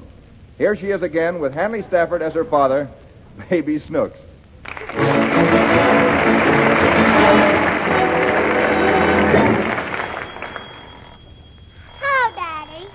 Snooks, what are you doing up so early? What time is it? Why, it's not 8 yet. Is it 7? No, it's after 7. Well, 8 comes after 7. I know it does, but it's different with telling time. Why? Because it is. You have to figure with hours and minutes. There? On the clock. Here, look at it. Those black things. Those are the hands. They point out the time. Where's the fingers? They don't have fingers. I got fingers. I know you have fingers, but those hands don't have any. Well, how can they point? Snooks, they just indicate the time. Now look, every time that big hand makes a complete revolution of the face... Oh, whose face? This face on the clock. That ain't a face. I tell you, it is a face. It ain't got a mouth. Of course not. Has it got eyes? No, and it hasn't got a nose, and it hasn't got ears either. And you call that a face? Yes. Do you feel all right, Daddy? I feel fine. Will you stop interrupting me? All right, Daddy. Well, now look at the clock. The big hand is the minute hand, and the little hand shows the hours. Now, these numbers all around the face each denote a different hour. Are you following me? Where are we going? We're not going anywhere. I'm trying to teach you to tell the time. Now, do you see these numbers on the clock? Uh-huh. The number at the top is 12. When both hands point to 12, it's 12 o'clock. Understand? Uh-huh. Good. Now, what is it when both hands point to 12? I don't know. It's 12 o'clock. Is it? Yes. Oh. And I'm late for school. Oh, it's not 12 o'clock now. You just pay attention to what I'm telling you. All right, Daddy. Now, each time the big hand moves to another number, that's 5 minutes. And every time the little hand moves, an hour goes. Where's it go? Snooks, that has nothing to do with telling the time. All you have to understand is the movements of the hands. Now, let's see if you remember what I just explained. All right, Daddy. Here, now, look at this clock. Now, you see the little hand is between the 7 and 8, and the big hand is on the 7. Uh-huh. All right. What does the clock say? Tick-tock. Oh, it says 20 minutes to 8. And good heavens, I've got to get dressed and get to the office. Look out, Snooks. Are you going to shave, Daddy? Yes, and don't trail after me. I want to watch you. Oh, all right, but don't pester me with questions. Why? Because I'll get nervous and cut myself with a razor. Now, just keep quiet now. All right. Daddy! Ow! Why do you yell like that? See, I've cut my face. Boy, look at that slice. It's a beauty. You like it, Daddy? No, I don't like it. And I want you to let me finish, so don't make another sound. I won't. Remember now, Snooks, this razor's very sharp. Yes, Daddy. And will you be quiet? Uh-huh. Good. Now just stand there and watch. All right. Daddy! Oh! Snooks, you made me cut myself again. Now, just get right out of here. I'll be quiet, Daddy. Well, you'd better. This razor pulls. What you doing now, Daddy? I'm stropping the razor. Why? Because it's not sharp. Yes, it is. Well, how do you know? 'Cause it's sharpened my pencils, all right. What? Now, listen.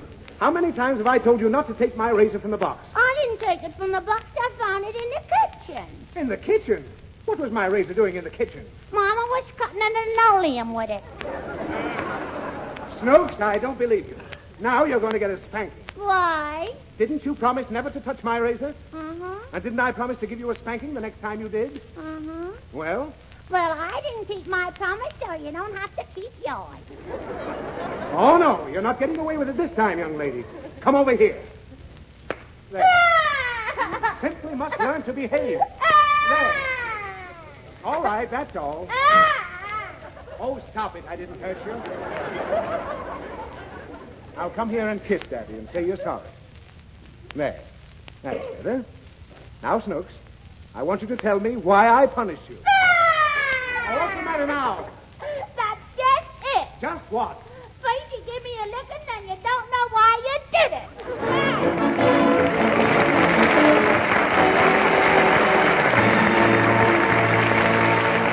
Now, here's Ted Pearson with some advice on coffee.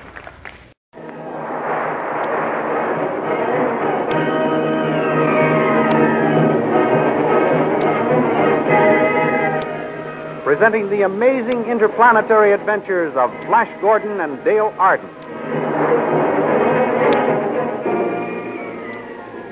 These thrilling adventures come to you as they are pictured each Sunday in the Comic Weekly, the world's greatest pictorial supplement of humor and adventure. The Comic Weekly, now printed in 32 tabloid-sized pages, each page in full 4 colors, is distributed everywhere as an integral part of your Hearst Sunday newspaper.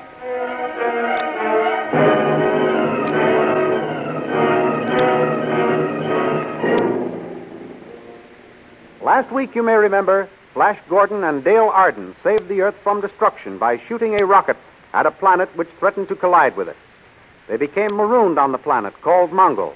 The Emperor, Ming the Merciless, ordered Flash killed and commanded Dale to marry him. The royal princess, loving Flash, saved him. Soon, Prince of the Lion Men helped Flash prevent Ming from marrying Dale by breaking up the marriage ceremony and escaping underground.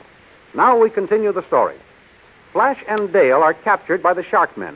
Princess Aura appears and again saves Flash, who in turn tries to free Dale. But Thune's father, searching for his princely son, captures the princess and Flash. Rather than remain a captive, the proud Aura hurls herself over the cliff, only to be caught by the terrible leaves of a constrictor plant. Flash hastens to her aid.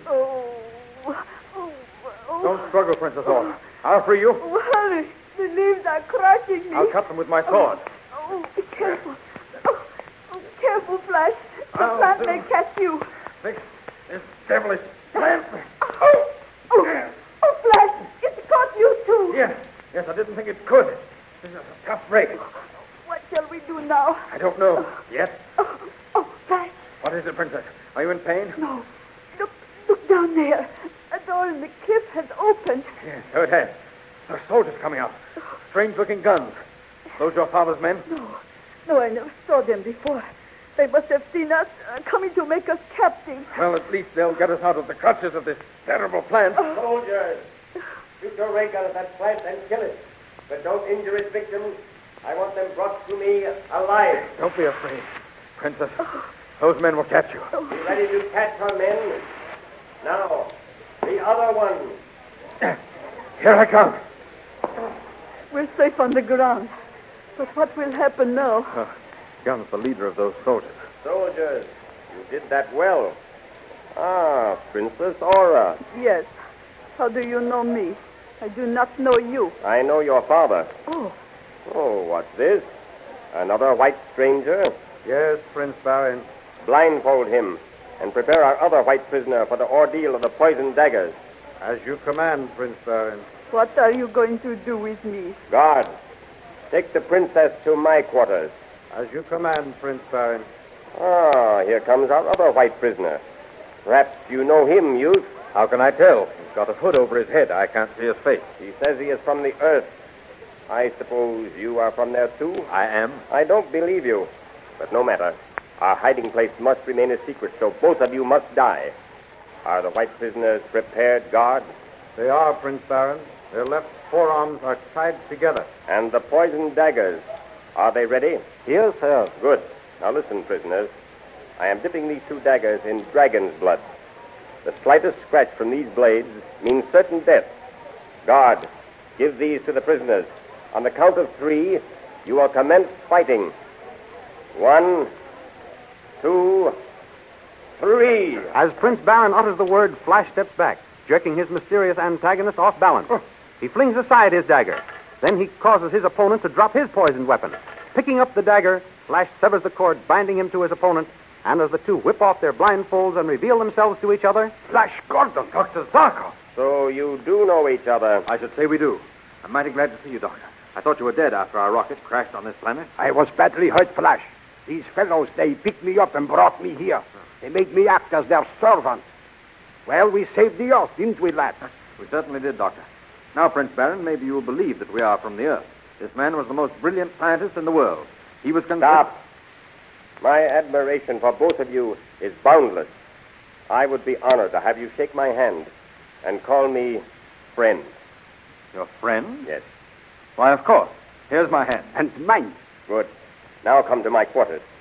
My friends, I have invented an electric mole with which I intend to burrow underground into the palace of Ming the Merciless and overthrow his tyrannical government. Are you with me? Certainly. You bet we are. We've got to rescue Dale and Thune from that fiend. Princess Aura, you heard what I plan to do? Yes. Please take me back to my father's palace with you. You? Why, it's because of you that I am a hunted man with a price on my head. You will remain here as my prisoner. Come, my friends, come. Oh, I will I? Start. What is it? What is your name? Ronkel, my princess. Ronkel. I thought I recognized your face. You fled into exile from my father's guard when you were caught stealing. Yes, Listen, Runkle. Princess.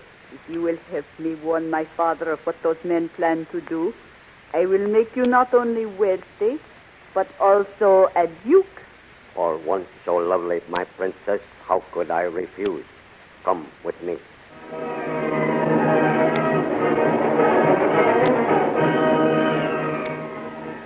Unaware of what has happened in the hiding place and racing underground toward the palace of Ming the Merciless in their electric mole, Prince Baron, Dr. Zarkov, and Flash Gordon encounter a fierce Grocko, or armor-plated dragon. Flash climbs out of the mole and gives battle, saving his companions.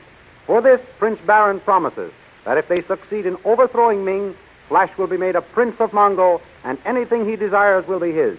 Finally, the electric mole breaks through the floor of the central hall of Ming's palace. The door opens and the trio emerge from the metal burrowing machine. Come, my friends. We have arrived. So we have. What is our next move, Prince Baron? This is the central hall of Ming's palace. We'll go up those stairs, Dr. Zarkov, and surprise the inner guard. Prince Baron, look. Ming's armored men. We've been betrayed. Yes. But how could the news have reached here before us? Let us get our ray guns. It's no use, Doctor. The armor of those soldiers is ray-proof. Here comes Ming the Merciless with his high priest. Dale, thank heavens he's all right. Welcome back to my palace, Flash Gordon, and welcome to your companions. Soldiers, lash them to the pillar over there, then execute them. Oh, Flash, darling, I love you so much. Dale, my dearest, we did our best to save you, but we've been betrayed. I guess they have us now. Let them shoot. They'll kill me, too, and we'll be together forever. Very well, Dale Arden. You can have him in death. Captain, proceed with the execution. Shoot, you yellow dogs. We aren't afraid to die. Ready? Aim. Stop. Hold your fire. Logie, what does this mean?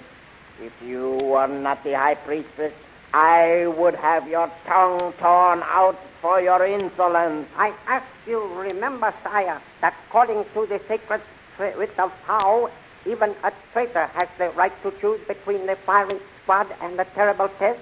True, Sugi. And on second thought, the test would furnish us with greater amusement. Yes, sire. We must abide by the sacred writ. And then, too, I see no reason why the girl should be killed. Captain, release the prisoners. They shall undergo the terrible test. First, bring them over to the pit. All right, come on, come along. This is the test of the torture pit. Flash Gordon, you and Baron will stand on each end of the narrow platform and with long whips try to topple each other into the pit, where a surprise will be awaiting you. Take your places. The two mount the platform. Flash ducks as Prince Baron's whip winds over his head. Then Flash's whip hits Baron with such force as to knock him off balance and into the pit. Dropping his whip, Flash leaps after him. As he throws the unconscious form of Prince Baron over his shoulder and prepares to climb out, a transparent metal sheet silently slides over the top of the pit, trapping them. At the same time, Flash hears a growl, and looking around, he sees three snarling tigrans. Placing Prince Baron on the floor, Flash turns on the fierce beast. The first one charges. Leaping high in the air, Flash comes down on the tigran's back with a powerful wrench, breaks its neck. Instantly, the other two tigrans leap at each other to fight for the possession of the body. Furiously, the battle rages. Finally, both animals are down, wounded unto death. Then Prince Baron regains consciousness. Where are we? You're all right, Prince Baron. Yes. We're in the pit, but they trapped us with that transparent metal lid.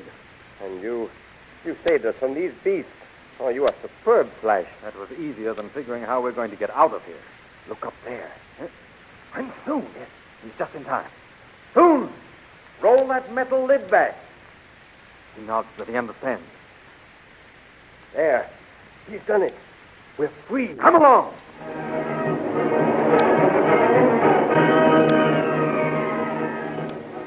Meanwhile, in the temple of Tao, Ming and Dale are about to be married by Zogi, the high priest. Now, Dale Arden, my saber-toothed tyrants have torn your hero to pieces. Oh, poor Flash. She died trying to save me. Nothing matters now. Here comes Zogi to perform the ceremony.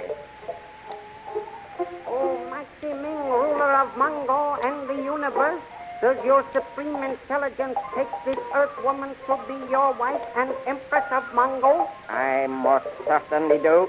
And you, Dale Arden, do you take this just and brilliant man to be your lord and master? I don't care what happens now. As you have accepted each other in matrimony before the great god Tao, I pronounce Wait, stop. The idol speaks. I, Tao, forbid this marriage. It is a trick. Fools! A stone idol cannot talk. Zogi, swing back the statue. At once, sire. Flash Gordon. Flash, darling, they told me you were dead.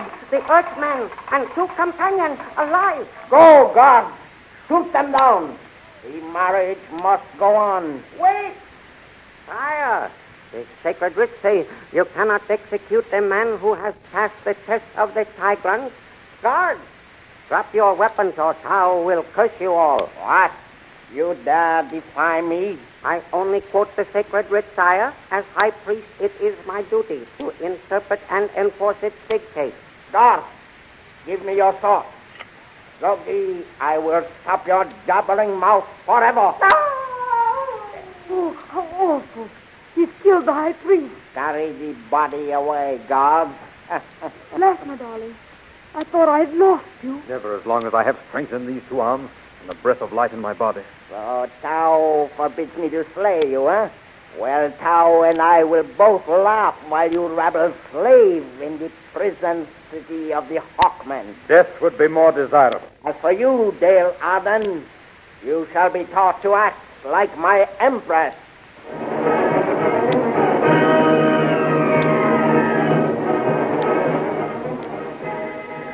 Doomed to a fate worse than death among the cruel Hawkmen.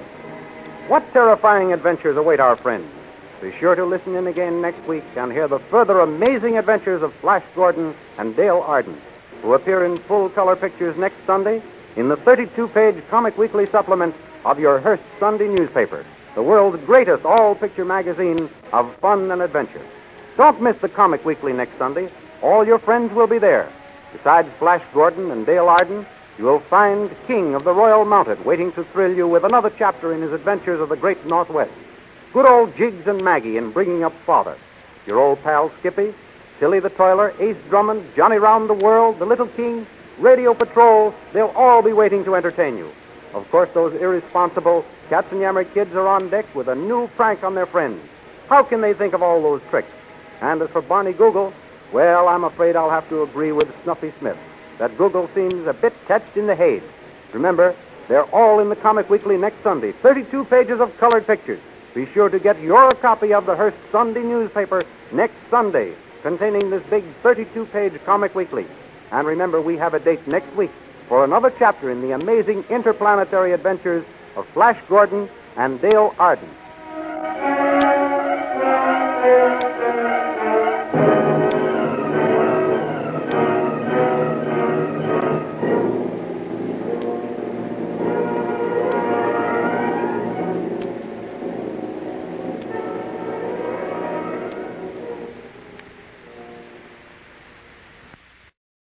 The Irene Dunn, Fred McMurray Show. Starring Irene Dunn as Susan and Fred McMurray as George.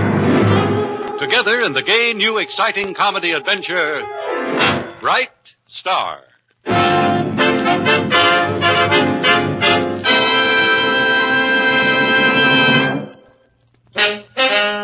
Have you heard what happened on the Star? Did you hear what he said to her? Do you know what she told him?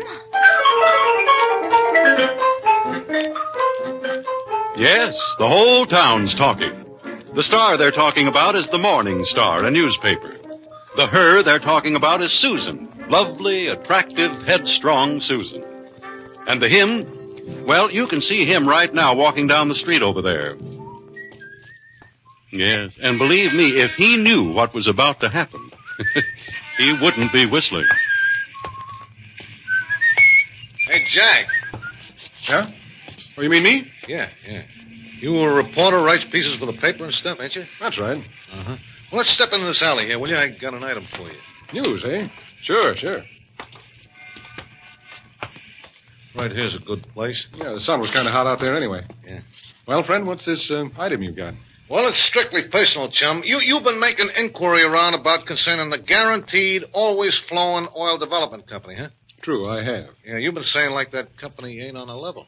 Well, you might say I entertain certain doubts. Look, let's make it simple, chum. You've been saying that you are going to print that stuff in the Hillsdale Morning Star. Those are my intentions. Yeah, well, the president of our company, Mr. Carter Gaston, he asked me to convince you otherwise. Mm-hmm. Print nothing but praise about our company, or I am going to see that you land in the obituary column. Mm-hmm. Well, that's fair warning, friend. But I think I should tell you that I used to be heavyweight champion at my college. Oh, you was a champion? Yeah. Don't believe me, eh? Well, yeah, sure, champ, sure, but... Wonder just what college he went to.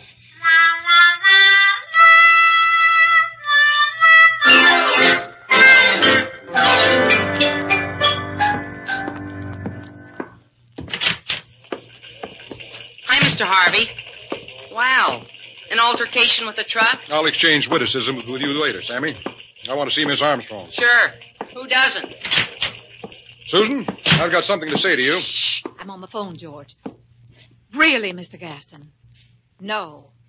Well, he just came in, Mr. Gaston, and I'll certainly talk to him. Not at all.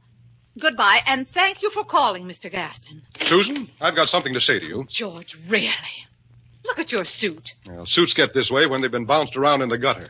Occupants still inside. Oh? Oh, she says. Try to control your vast outpouring of sympathy, Miss Armstrong. About this phony oil outfit that everybody in town is falling for. I've just heard from Mr. Gaston, George. He told me how you assaulted that poor little salesman of his. He what? What made you do it, George? Sunspots. Now listen, Susan. I'm going to write an article blasting Gaston and his crooked outfit from here to... Just what proof have you? Well, none. Yet. But I'll have George, I know character. I've talked to Mr. Gaston over the phone, and from what Alderman Connolly tells me Alderman about him... Connolly's as hard to bribe as a head waiter. I know character, George. Will you stop saying that? Shouting will not convince me. All right. So we won't print anything. So Gaston sells his phony oil stock to the whole town. You happy? Do I have to remind you, George? That you're the editor, I know. No. That you inherited the paper from your father and did very nicely before I arrived. Granted. That I have a nasty, suspicious mind. I concur. Have I left out anything? Oh, yes. You know character. Thank you very much. You're welcome. Actually, George, you worry me with all your suspicions. Why don't you come to dinner tonight and we'll talk things over? Comfort. All right. But if you think you're going to bribe me with food, you're right.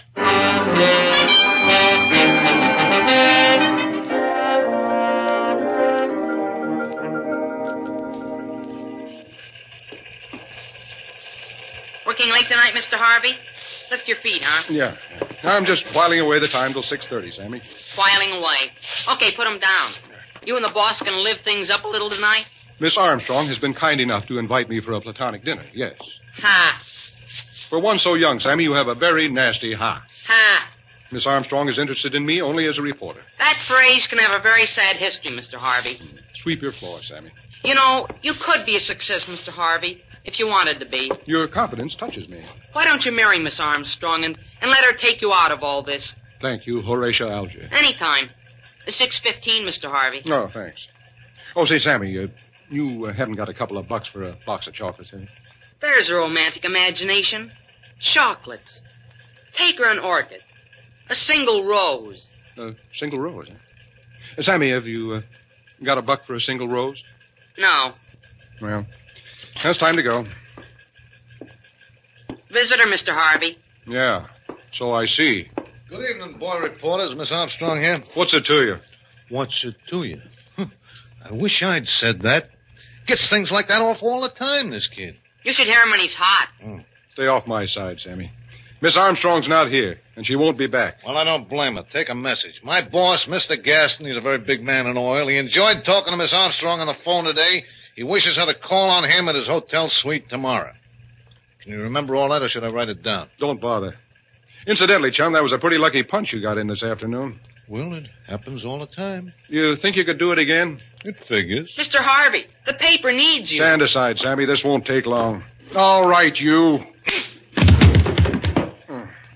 Poor Mr. Harvey. Wonder what else he learned in college.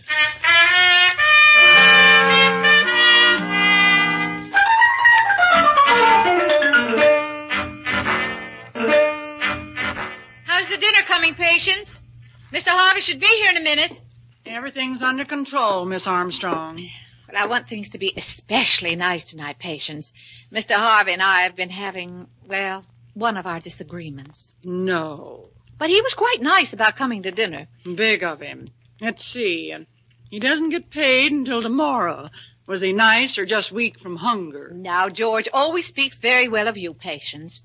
And your cooking, too. No fool, Georgie. What time is old freeloader due? About 6:30. I thought we might have a leisurely dinner and then retire to the music room later. Uh-huh. And then you just happen to wander over to the piano, hum a few bars of something romantic. You think that's too corny? George is a corny fellow. He might even bring his saxophone along. No, I think that's in hock. Well, you'll do your best on the dinner, won't you, Patience? I'll pretend I'm cooking it for my favorite movie hero. And after dinner, you'll just, leave us? Oh, sure. Want me to burn any incense? No, I don't think so. No, George has hay fever. If it's for free, he's got it. Well, I've got to finish dressing. Oh, Patience, what can I wear to make him really notice me? How about a corsage of baked potatoes? Oh, he is nice, isn't he? Hungry, but nice. And tonight might even be the night that, you know. I know. Tonight might be the night. I hope the piano's in tune. A man who plays the sax would never notice. It's so nice to have a man around the house. It's so nice to have a man around the house.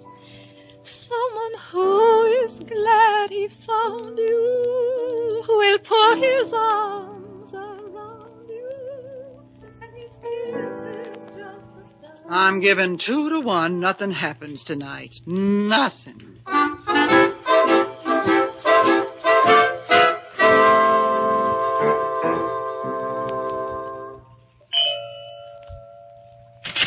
Good evening, Mr. Harvey. Good evening, Patience. More beautiful with each passing hour. It's my perfume, Amour Hollandaise. Turn me aside with the jest, Patience, but the flame still burns on. You'll find a glass of water in the kitchen if it gets too hot. Hey, something happened to you. Nothing at all. Oh, sure. Well, have a chair, gorgeous George. Miss Armstrong will be descending the grand staircase momentarily. Comfortable chair. Pleasant house. Can't beat the cooking either.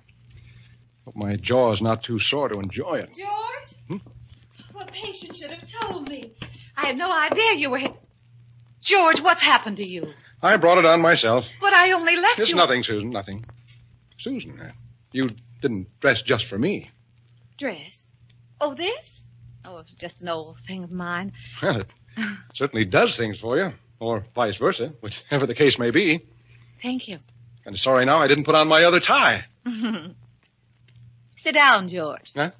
Oh, didn't realize I was standing. A tribute to your dress. You're gallant. You know, Susan, it always surprises me to see you when you're outside of the office. You look like a different person.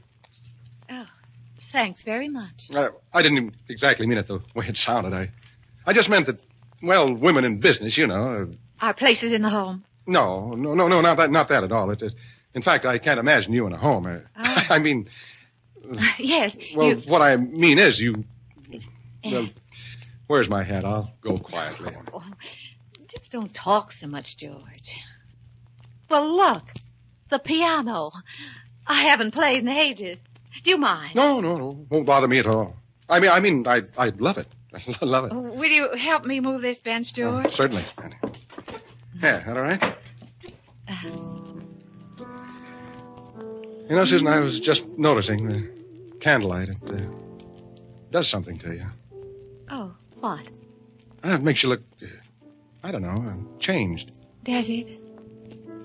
Susan, we shouldn't argue all the time. Like that thing today. I shouldn't have blown up the way I did it. It was foolish. Oh, it's all right, George. What do we care if some crook peddles a few shares of phony oil stock here in town?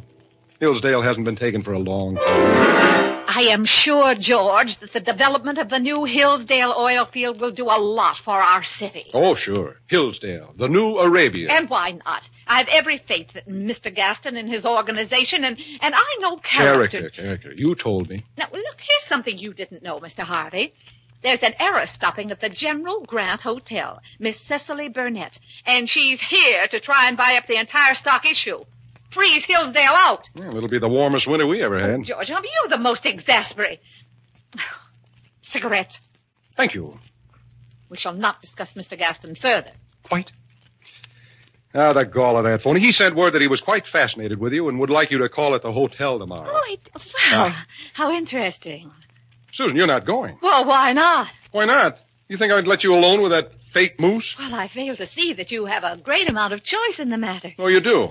Well, if you're going, then I'm going with you. There seems to be more than the usual confusion in your mind, George. You are a reporter on my paper, not my guardian. Well, right now, what you need is a guardian. Dinner. Slight amount of jealousy rearing its tousled head. Oh, sure. Just because I can smell a crook a mile off, it's jealousy. Well, if you can smell a crook as well as you can scent food, well, I might be impressed. Personalities. All right, if we're down to personalities, how about... Dinner is served. What? Dinner. Oh. My arm, Miss Armstrong? I can manage quite nicely, Mr. Harvey. Somehow I doubt very much that tonight is the night.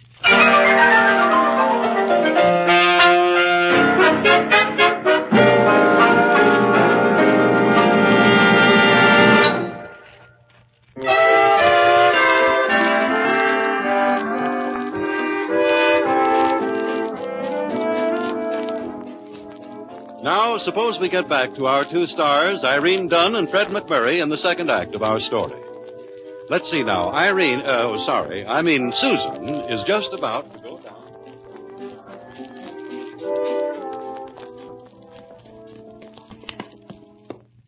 Good morning, Patience. Morning, Miss Armstrong. Your breakfast is ready. Thank you. I take it that last night was not exactly an evening with Valentino. Your assumption is correct, Patience. Too bad. You got a big investment in food in George. A romance, Patience, cannot be built entirely on stuffed cabbage. That's open to question. However, phone. Are you in, Miss Armstrong? To Mr. Harvey, no. Hello? Georgie. I am not in. She is not in, Mr. Harvey. Wonder what he wanted. Why didn't you talk to him and find out? I couldn't. Well, Hello? He wants to know if you're still not in. Yes. Hello? She says yes. He wants to know if you said yes, you're not in, or yes, you are in. I'll take it, Patience. Hello? Susan, I just wanted to make sure you weren't serious about calling on that phony oil promoter today. Mr. Harvey, as editor of the Star, I cannot see how my appointments are a source of concern to you. But, Susan, However, your movements as a reporter are in my field. Therefore... But, Susan... Therefore, you will cover the PTA convention at 10, the dog show at 11, the Rotarian luncheon at 12, hog breeders exhibit at 1, the chrysanthemum grower show at 2, and be in my office from 3 to 5 to write your stories. Any questions? Yes. Are you mad at me? Yes. Poor Georgie.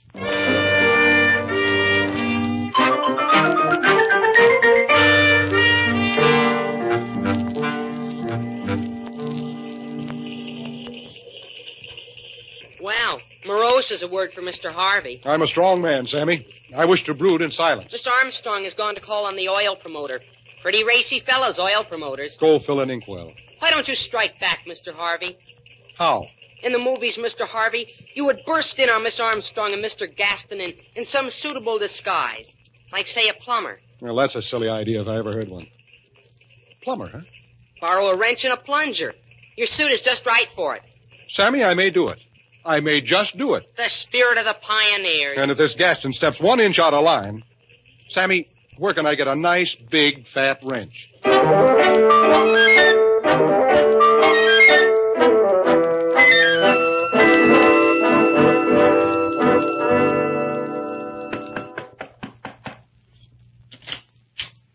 Yes, ma'am?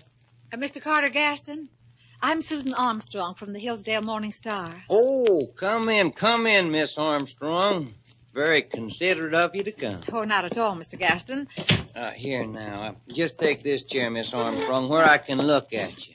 Like to look a person right smack in the eye, ma'am. Can tell what sort they are in a minute. Well, I always think so, too.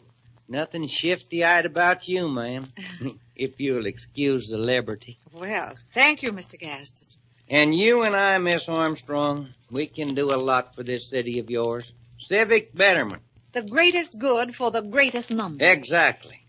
Did you know, ma'am, that a young lady of great wealth is right here in this same hotel trying to buy up my entire issue of stock before the public gets a chance at it? Well, you're not going to sell. Well, I haven't met the lady yet. Miss Burnett, of the Eastern Steamship Burnett's, I believe. Uh-huh. But I would much rather give the honest folks of Hillsdale a chance to cash in on the rich natural resources of their little community. Well, I think that's a fine sentiment, Mr. Gaston. Why, thank you, Miss Susan. And if you'll permit me to say so, Plumber!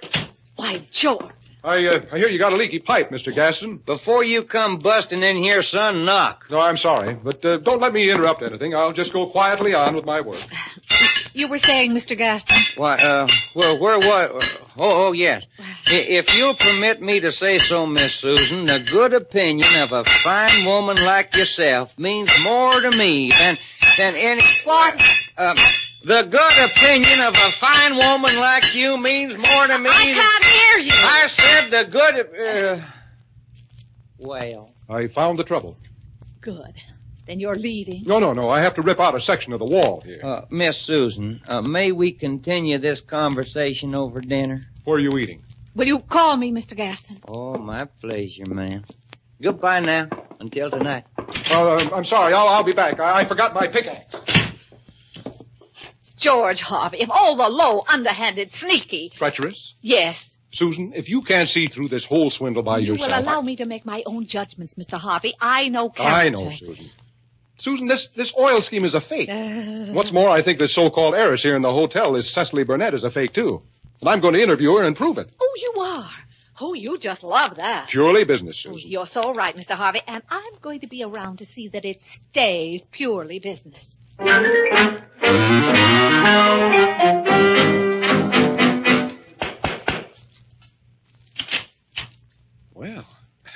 Miss Burnett? Yes? I represent the Hillsdale Morning Star, Miss Burnett, and... But how clever of you. I'll take one. No. You see, Miss Burnett, I'm a reporter. Well, of course you are. Come in, sit down, report. Thank you. No, right here, by me. Oh. Now. Well, just a few questions about your business in Hillsdale, Miss Burnett. You see... Oh, you want to interview me. You sweet thing, you. Thank you. You see, there's an oil promotion scheme underway here in town, Miss Burnett, and Brown eyes. Oh. You see, I have reason to believe this Gaston isn't what he presumes to be, and... 6'2"? No. 6'3". Mm-hmm. But if you're really considering putting money into this thing, Miss Burnett, well, I just don't think it would be very wise.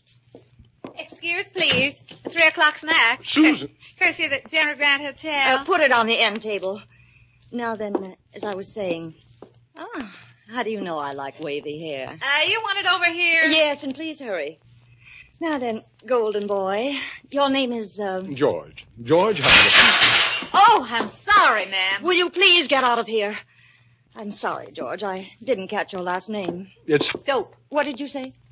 Oh, I said I hope everything's all right. Well, it's not all right. Now, you please get out of here and get out fast. Oh, certainly, ma'am. Now, where were we, golden boy? Golden boy. Oh, brother. I'm sorry, George. Now I know what you want. You want to save me millions of dollars, and you want to tell me all about it tonight over dinner. Right? Roughly, yes. Oh, you do sweep a girl off her feet, Georgie. What time is dinner? Oh, 9-ish? You speak the language. So I get around. But not around me, you reporter. Until tonight, Cecily. Huh? Oh, until tonight. Au revoir, Georgie. Huh? Au revoir, Cecily. Oh, these Frenchmen. Irresistible. Well, Charles Boyer. Coming in there as a waitress. Oh, really, Susan, of all the low, George, conniving... An heiress. If she's an heiress, I'm Pocahontas. If you were any judge of character, Pokey, you'd know that this girl is in danger of being the innocent victim of that swindler you were so eager to make a dinner date with. I was eager. Huh, well, I didn't notice any long pauses in the conversation while you were making a date with her. We will not discuss conversations overheard through keyholes. Banging Susan. into a room as a plumber. I suppose that's recommended by Emily Post. Now, you listen, Susan. Now, you listen to me, George. After all, where you go tonight is not of the slightest concern to me. Likewise, I'm sure. Au revoir, Mr. Harvey. Au revoir, Miss Armstrong.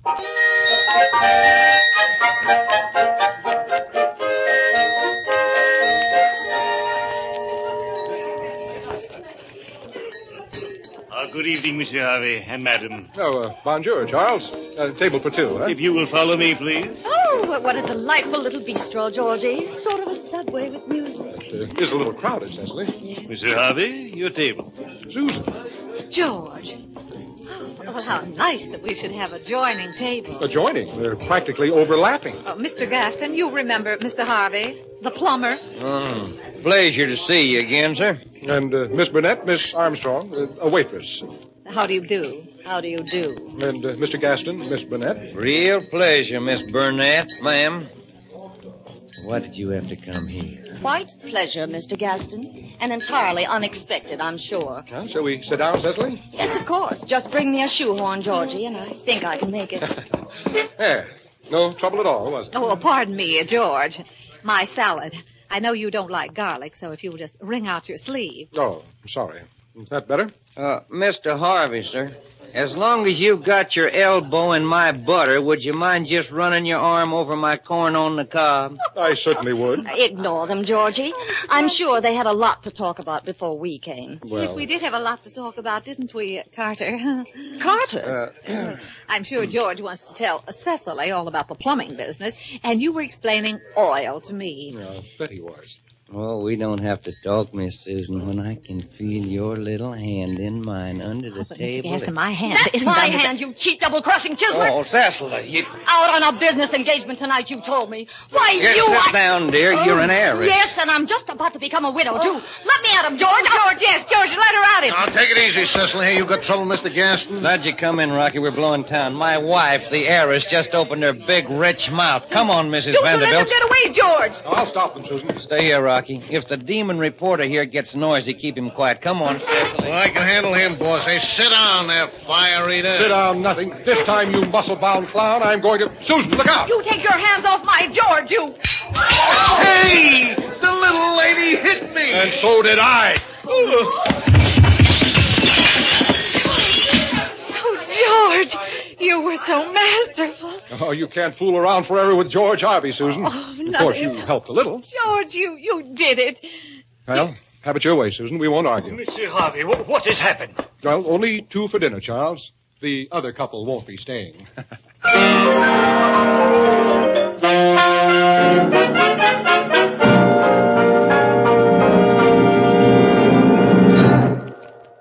Our stars, Irene Dunn and Fred McMurray, will be back in a moment.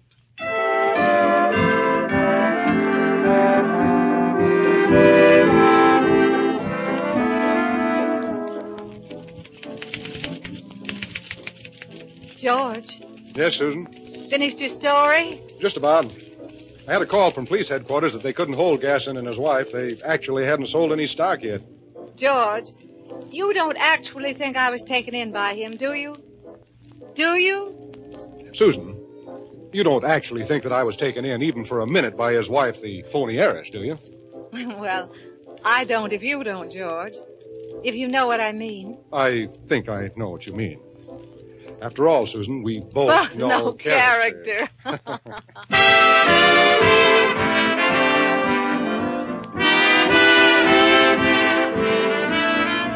Irene Dunn and Fred McMurray will be back next week in another exciting comedy adventure in the gay new series, Bright Star. This is Harry Von Zell inviting you to join us then.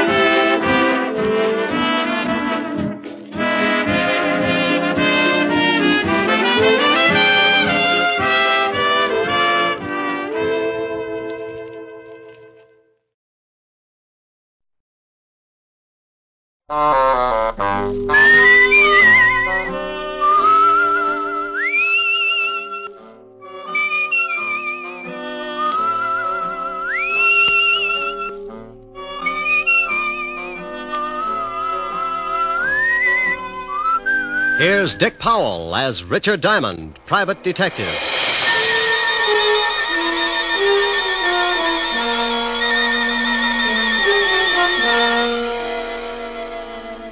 It's 5 o'clock in New York City, and the big neon signs light up the dark office that overlooks Broadway on the corner of 53rd Street. Behind a second-hand mahogany desk, relaxing in a swivel chair, is the leading figure of the Diamond Detective Agency, combination stockholder, office boy, and clue chaser.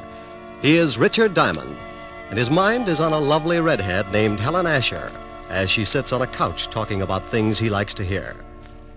At this moment, however, another scene is taking place in the wealthy district of Long Island.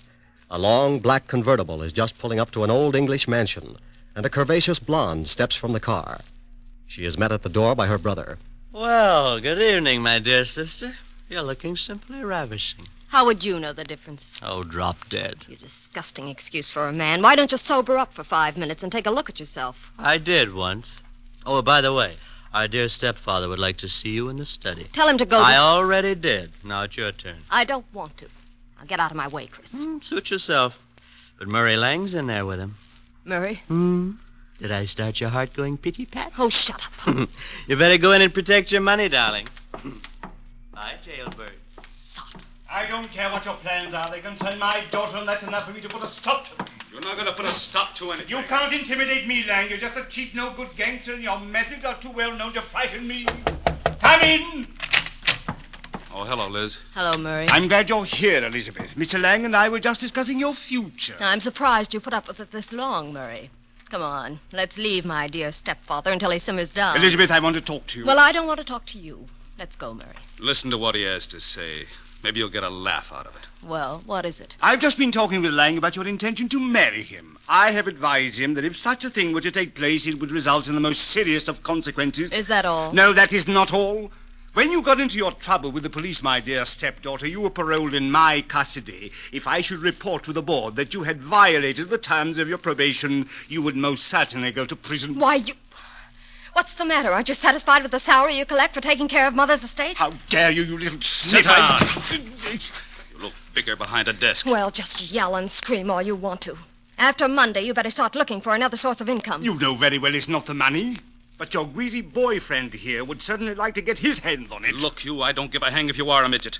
I'm not going to stand here and listen to you. Murray. No, baby, I won't take it. I'll wring his scrawny little neck. Go on, lad, go on. It would give me the greatest of pleasure to call the police and have you locked up. I'll fix it so you won't have a head to call anyone with. Murray, leave him alone. Can't you see that's what he wants? Yes, well, Mr. Lang. Come on, Liz, let's get some fresh air. I want to say one more thing. Just remember, Father, my probation expires Monday. After that, you won't control any part of my income, so you better start getting packed. And if I report you to the probation board in the morning? I wouldn't. If you do that, you'll not only stop being my guardian, but you'll stop breathing. Get out. Get out, both of you. Come on, Murray.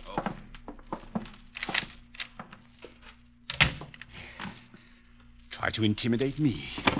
I'll make them both sorry. Detectives. Private detectives, yes. Foreign... here's one. full-page ad must be doing very well. Richard Diamond, private detective. If you've got a case, share it with me. Richard Diamond. 707.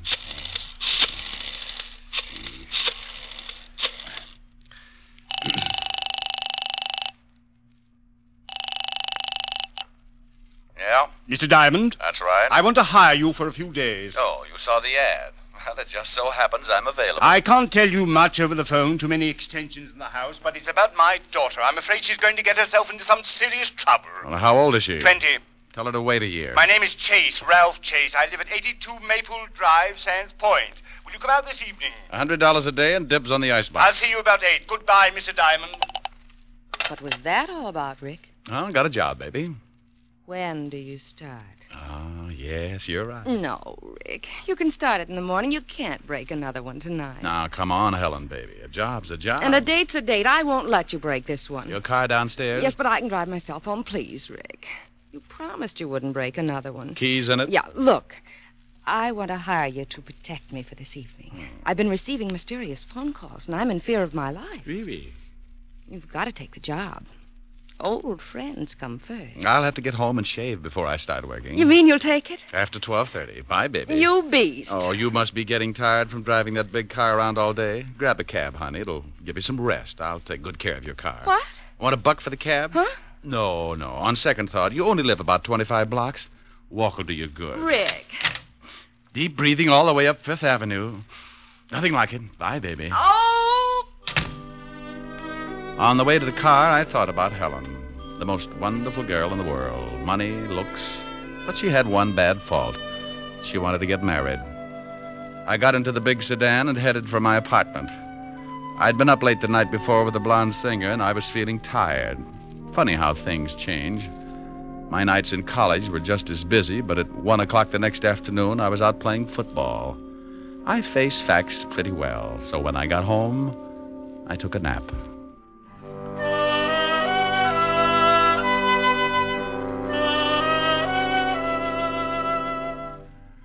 I slept until 7 and got up and dressed. I drove Helen's car out to Long Island, and at 8 o'clock sharp, I was ringing the doorbell of the Chase Mansion. It was a big house, all right.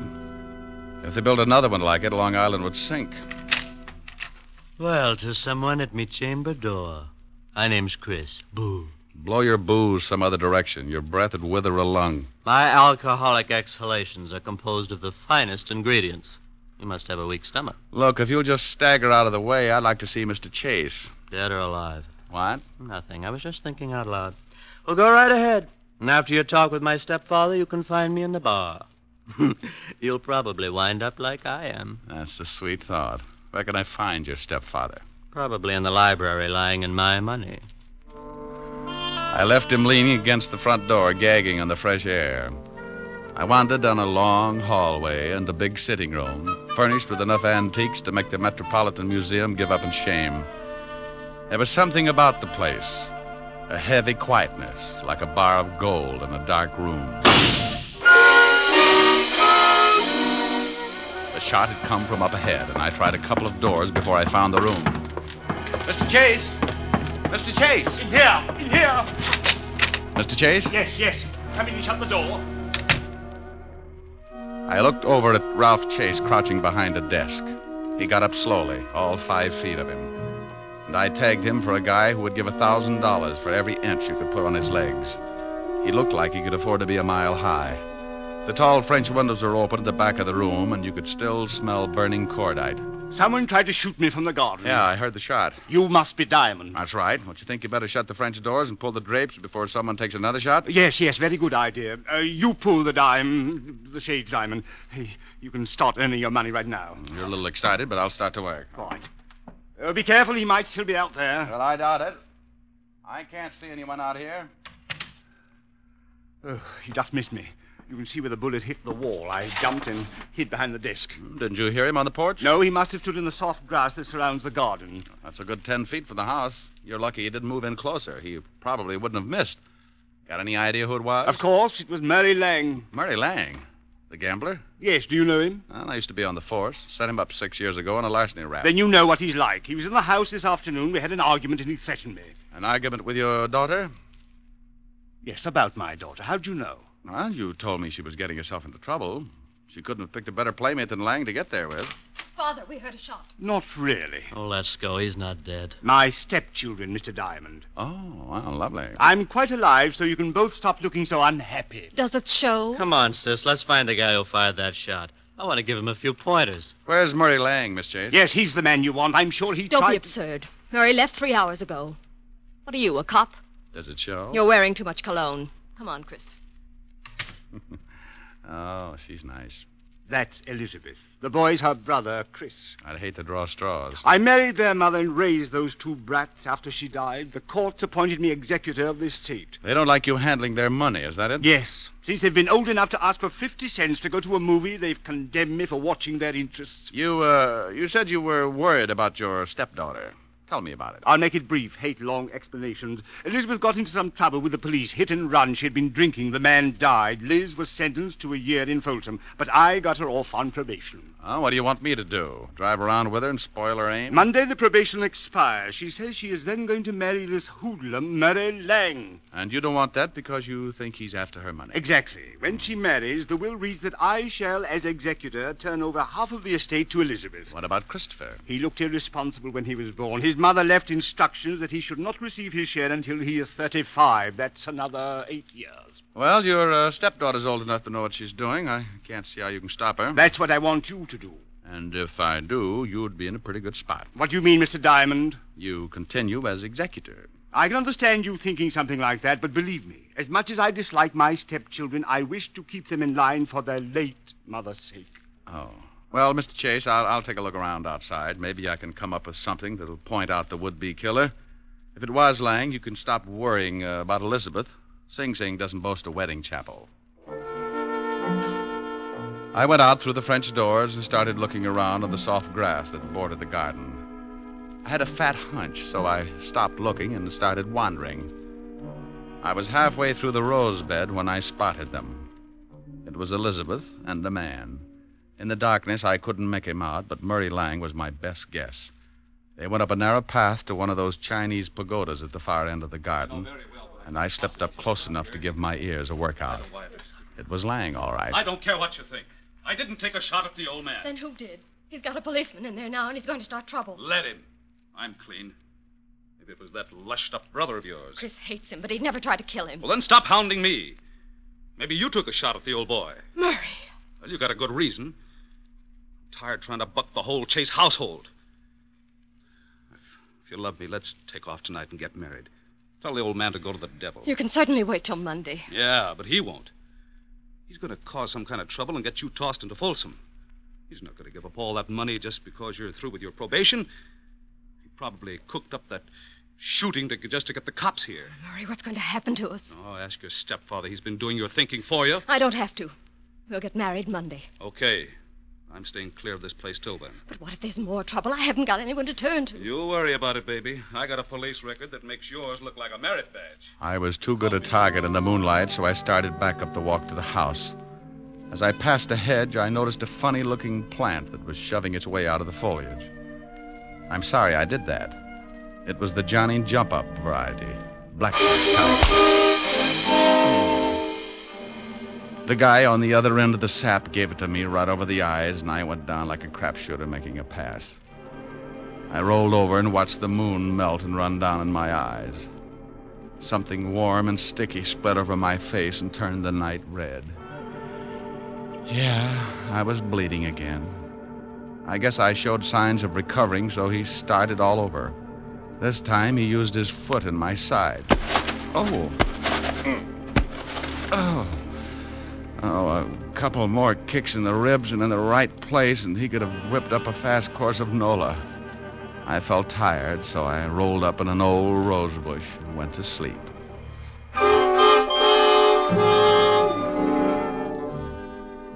When you finally start coming around, it's like swimming your way out of an acre of mud. If you've taken enough beatings before, you diagnose things in a hurry. The pain in your head is where you got sapped. The ache in your ribs is where he booted you. And the thought in your mind is, it's something about an eye for an eye, if you've got one left. I sat up slowly and looked around. No one in sight. My watch said 10 o'clock. I'd been out for an hour, and I was feeling lonely until I started to get up. I made it to one knee and looked down at the best reason I could think of for staying home nights. It was Murray Lang, and you couldn't blame him for staring. He wasn't impolite, just dead. Something on the walk beside him gleamed in the moonlight. I took out my handkerchief and scooped it up. It was a little nickel-plated .32. You could still smell the fresh powder in the barrel. I put it in my pocket and stumbled back to the house. Chris opened the door. Well, you shouldn't drink so much. I never get so loaded like that. Well, try it sometime. It might be an improvement. Boo. I told you once before not to do that. Now tell me, where were you 10 minutes ago? I was in the bar. Who was with you? Red and green midgets. Now let go of my collar. Okay. Where's the phone? In the hall. Hey, what's going on? Who beat you up? Nobody. I always bleed like this on warm nights. Huh? Big pores.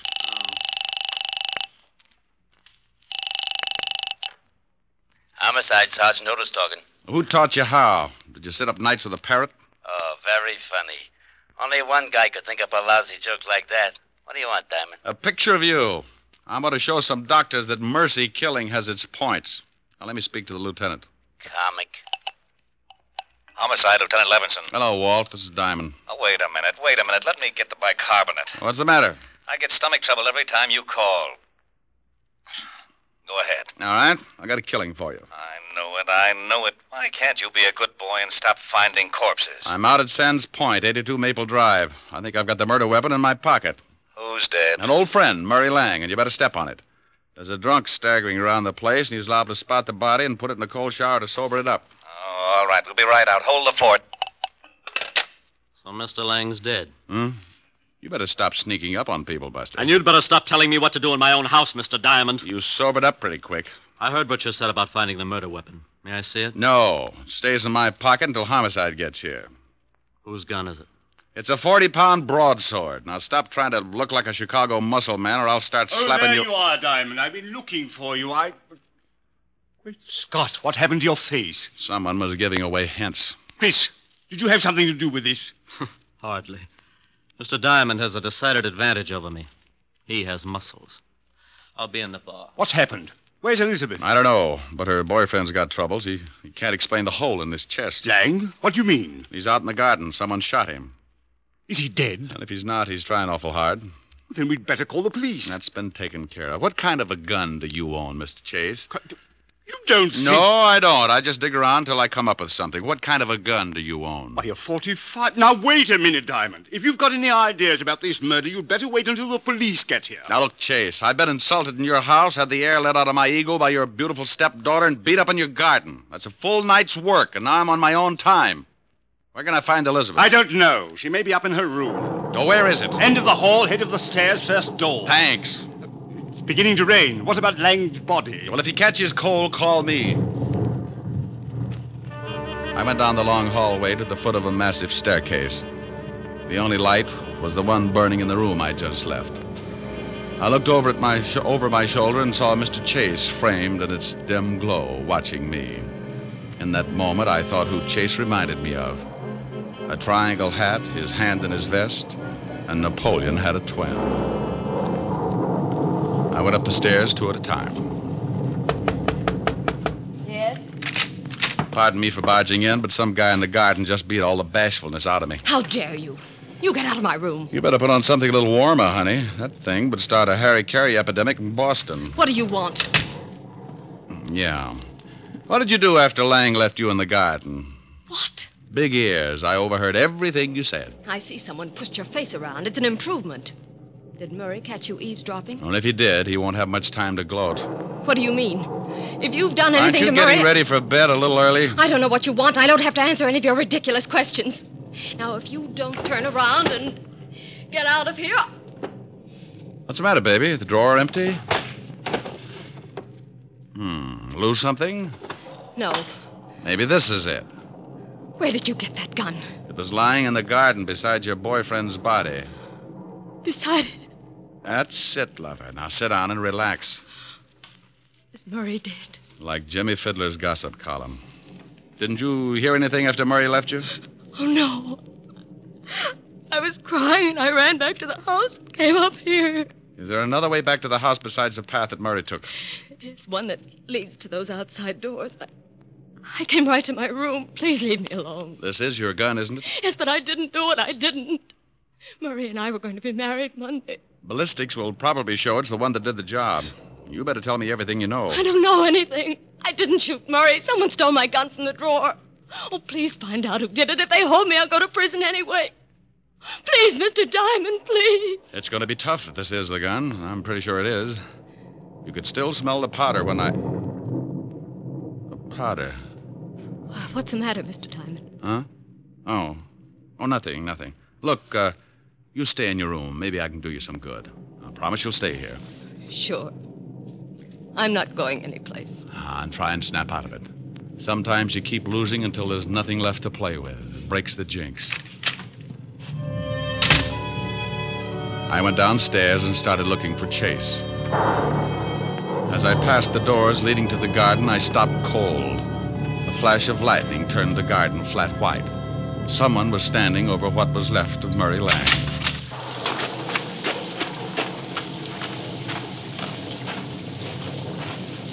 Well, like the view? Oh, Diamond. I was just looking at the body. I talked with your daughter. She says the gun that killed Lang was hers. What? Claims they had an argument, but won't admit she shot him. Oh, no, I can't believe it. Certainly she had no reason. Unless... Unless what? Well, unless she found out Lang was just after her money. Well, that's possible. Anyway, if she did do it, I still can't figure who worked me over. Maybe it was Lang. You told me yourself he didn't like you. Maybe it was Elizabeth. Oh, no. It would have to be somebody very strong. She might have kicked you, but never could she have hit you hard enough to crack your head open like that. Yeah, tell me, when does Elizabeth come into her money? Why, at the end of the probation. The court set it aside until she was cleared of all charges. Who gets it if she goes to prison? Well, I'm the sole executor of the estate, but she's not going to jail. She didn't do this thing. I'll get the best counsel in the country. I'm sure you will. Tell me something, Chase. It's pretty obvious that my face got pushed around, but how did you know my ribs got the same treatment? What? It doesn't show. It just hurts. Why, well, you told me. What are you getting at, Diamond? You'd have to reach pretty high to sap me, but if you were mad enough, you could make it. This is absurd. I'm going inside. And when I get grouchy, it's better to listen. I'm liable to use you to make the flowers grow. Go ahead, Mr. Diamond. I'm listening. Well, everybody in this house has some sort of motive for killing. With Elizabeth, it could be the old story of a woman scorned. With your lushed-up stepson, he could want to put the blame on his sister so he'd get more than his share of the estate. And we certainly know you stand to profit if Elizabeth goes to prison, because you retain custody of the family fortune. I'm getting wet, Mr. Diamond. Everybody's story's weak, but only one of them doesn't stand up.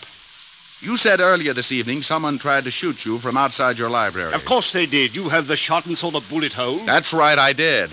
But you told me he was standing outside the room by a good 10 feet. Nothing to say, Chase? You're trying to catch me up in something. Oh, you are so right. Now, when I walked into that room, I could still smell burning cordite. To smell fresh gunpowder like that, the gun would have to have been fired outside the room.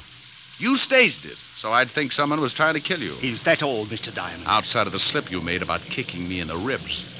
Now, let's go inside. I don't think so, Diamond. Oh, that the 45 you were telling me about? Yes. Go ahead, make a try for it. I'm going to show you how it works. You kill Lang with your stepdaughter's gun, and you're going to collect the money if she goes to prison. Oh, you're a slob. My stepdaughter could easily kill 2 men tonight. You're in a spot. You can't shoot me with that 45 and make it look like the same person killed Lang, too. So you've got to get the 32 in my pocket. Give me Elizabeth's gun, Diamond. You try and get it, Chase. Why, you... Rick, are you out there? Better give it up, Chase. That's the law. He eats little men like you. Out there, Lieutenant. Drum said he saw him go out. Rick! Stay right there, Diamond. Another killing won't matter if you try and stop me. For Pete's sake, if you're out there, Rick, answer me. I'm getting soaked. Just keep your mouth closed, Diamond. I'm getting out of here. You'll never make it, Chase. They'll pick you up inside of an hour. Not if you're too dead to tell them. Yes, that's it. If I kill you, I'll at least have... You should watch your step, Chase. Keep your head down, Lieutenant. Somebody's smashed. Shut up, Otis, and get out from under that bench. Rick! Over here, Walt. What's going on, Rick? Who's doing all the shooting? Well, we took turns. He was just going to kill me when he tripped over the body of his first victim. I used this .32 in my pocket, shot him twice. He's dead, Lieutenant. Give me my baking soda, Otis. Yeah, Lieutenant. Don't look so unhappy, Rick. He was going to kill you. Oh, I'm not unhappy. I'm just sore that I didn't have time to take the gun out of my pocket. I ruined a darn good colt.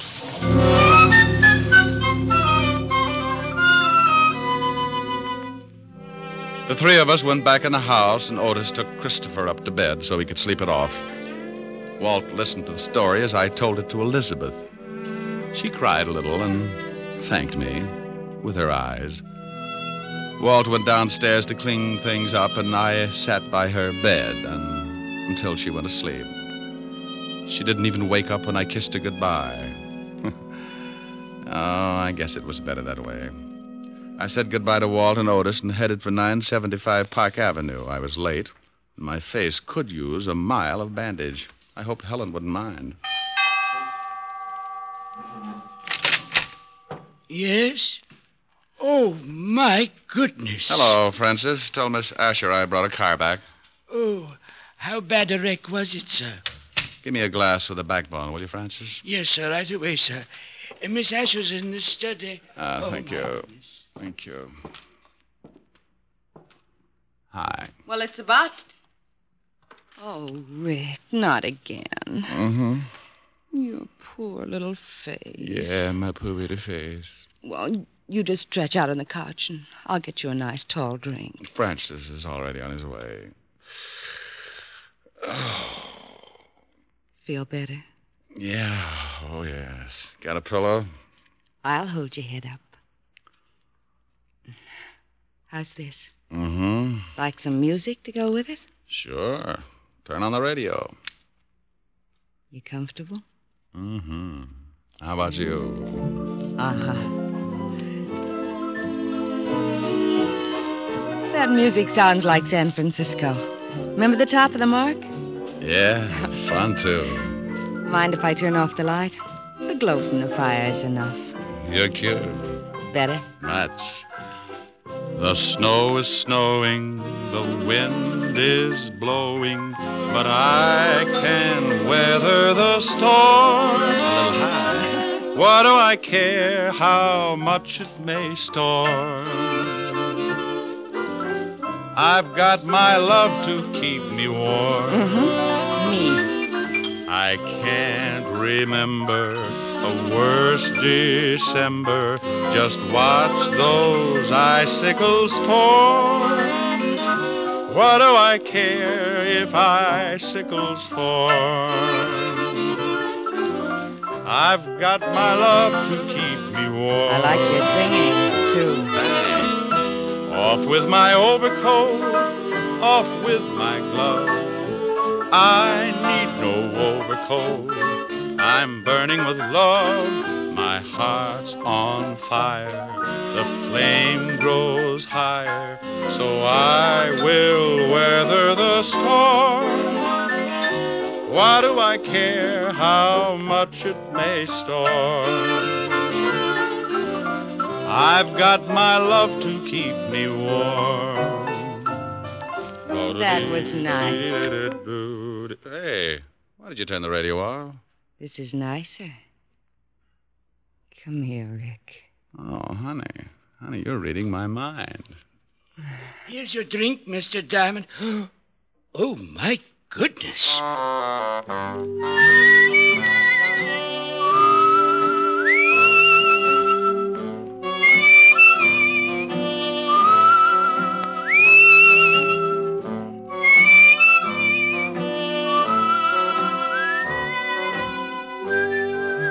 You have just heard the fourth of a new series, Richard Diamond, Private Detective, starring Dick Powell. Helen was played by Virginia Gregg, Lieutenant Levinson by Ed Begley. Also in our cast were Wilms Herbert, Betty Moran, Jay Novello, Jack Edwards, and Tal Avery. Music was under the direction of David Baskerville. Richard Diamond is written by Blake Edwards and directed by William P. Rousseau.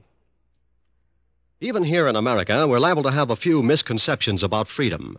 Many of us regard it as an outright gift with no strings attached. Well, that isn't quite so.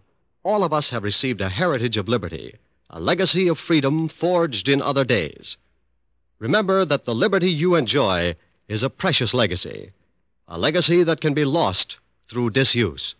Don't ignore freedom, work at it, for freedom is everybody's job. Now, this is Eddie King, inviting you to be with us again at the same time next week when we will again bring you Dick Powell as Richard Diamond, private detective. This program has come to you from Hollywood. This is NBC, the national broadcasting company.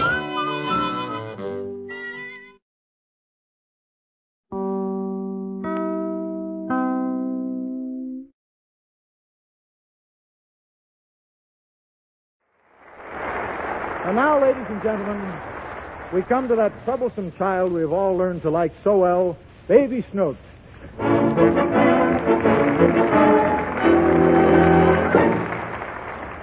Hurry up with my tuxedo pants, Mother. I don't want to be late for the banquet.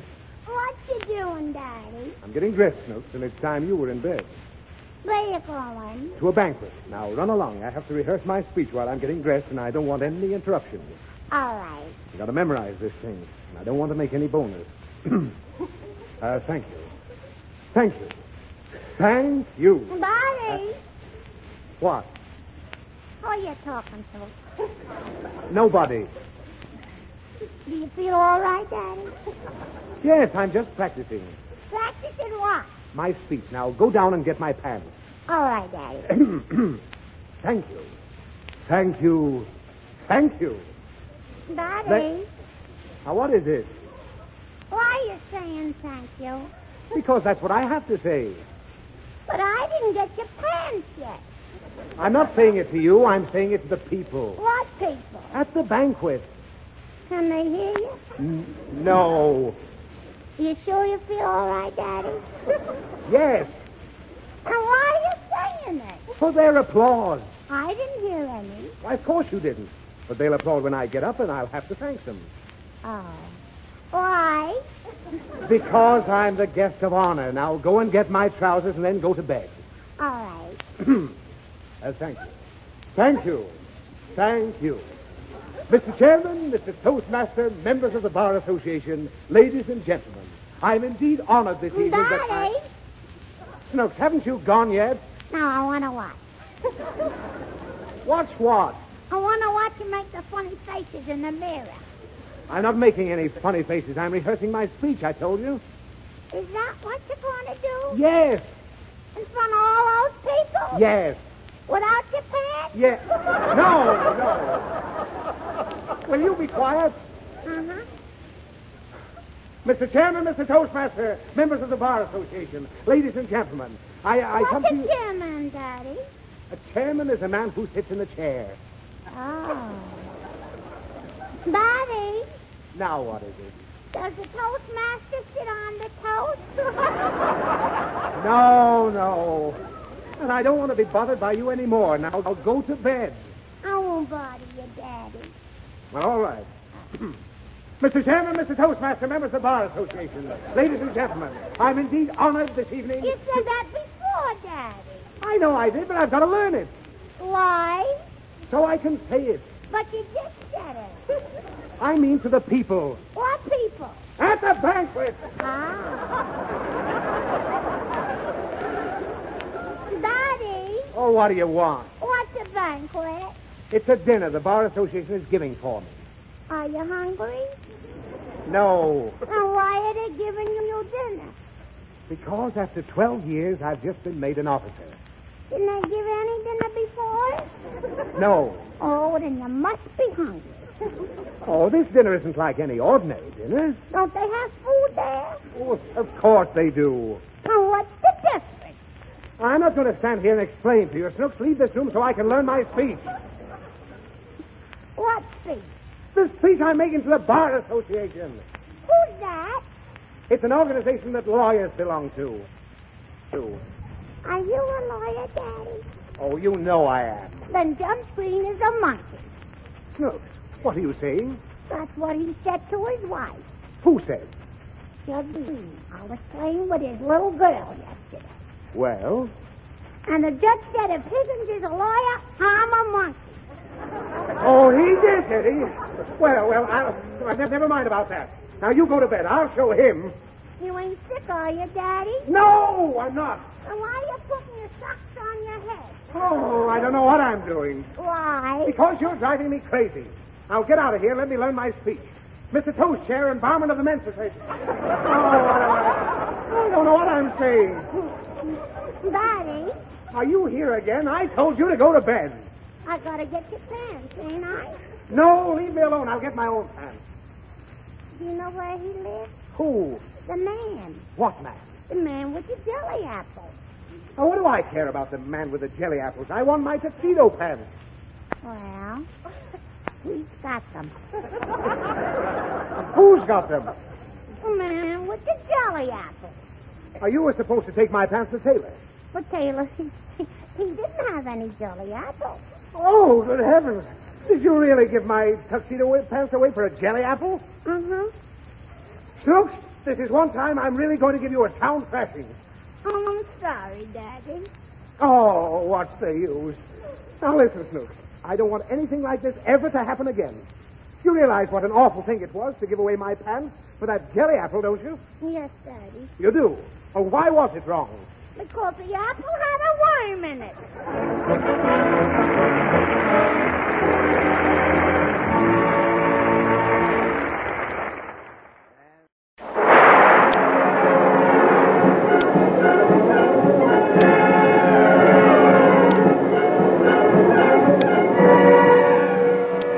Presenting the amazing interplanetary adventures of Flash Gordon.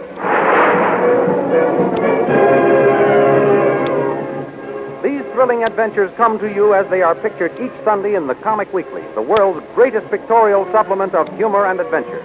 The Comic Weekly, now printed in 32 tabloid-sized pages, each page in full 4 colors, is distributed everywhere as an integral part of your Hearst Sunday newspaper.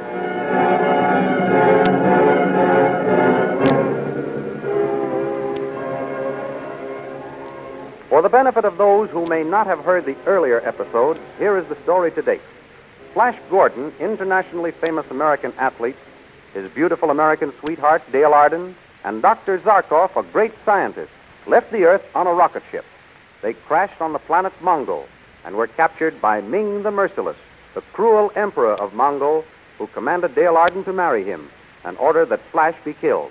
But Flash escaped through the help of Emperor Ming's beautiful daughter Aura, who fell deeply in love with him and proposed marriage. This Flash refused, saying he loved Dale Arden.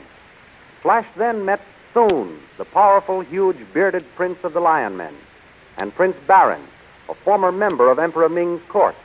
Joined by Dr. Zarkov, these 4 friends plotted to overthrow the government of Emperor Ming and rescue Dale Arden.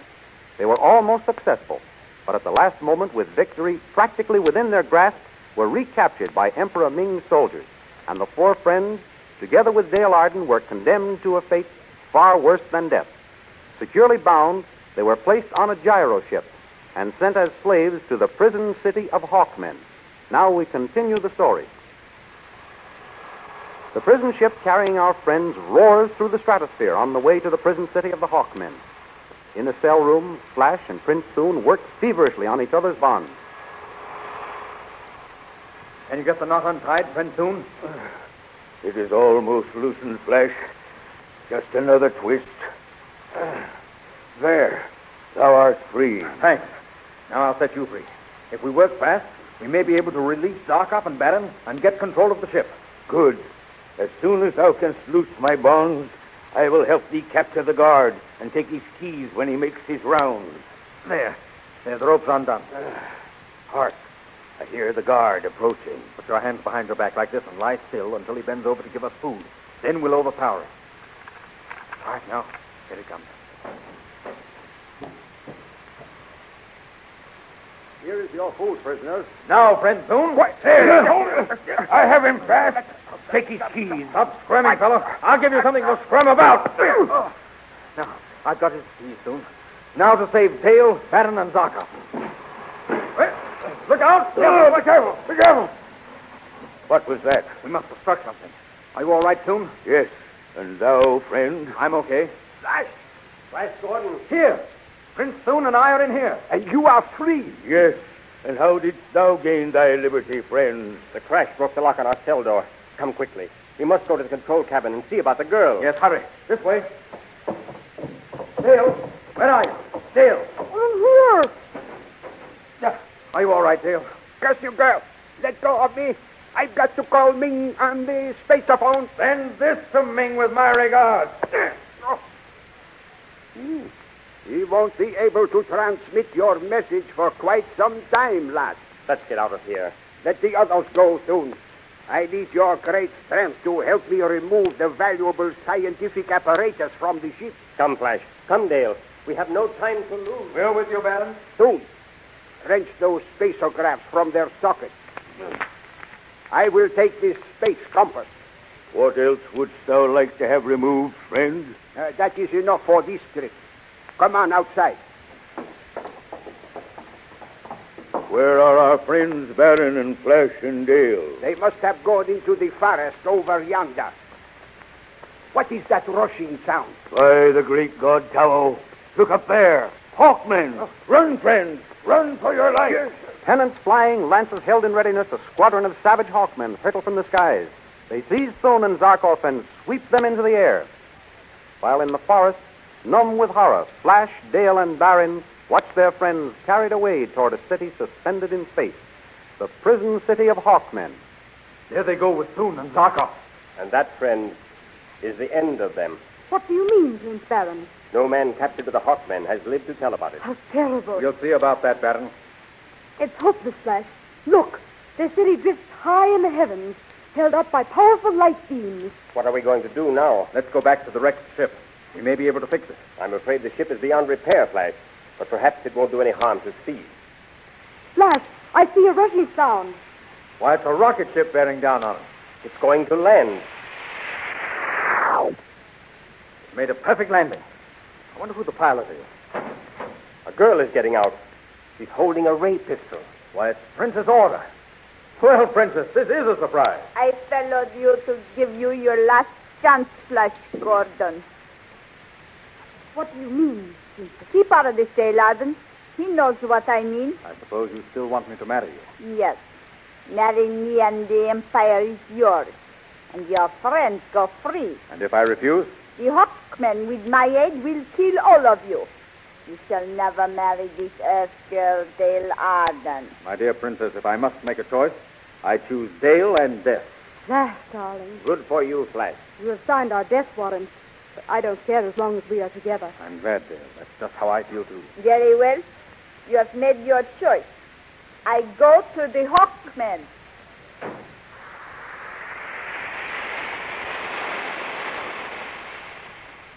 Well, there goes the haughty beauty. In an hour, every Hawkman in Mungo will be after us.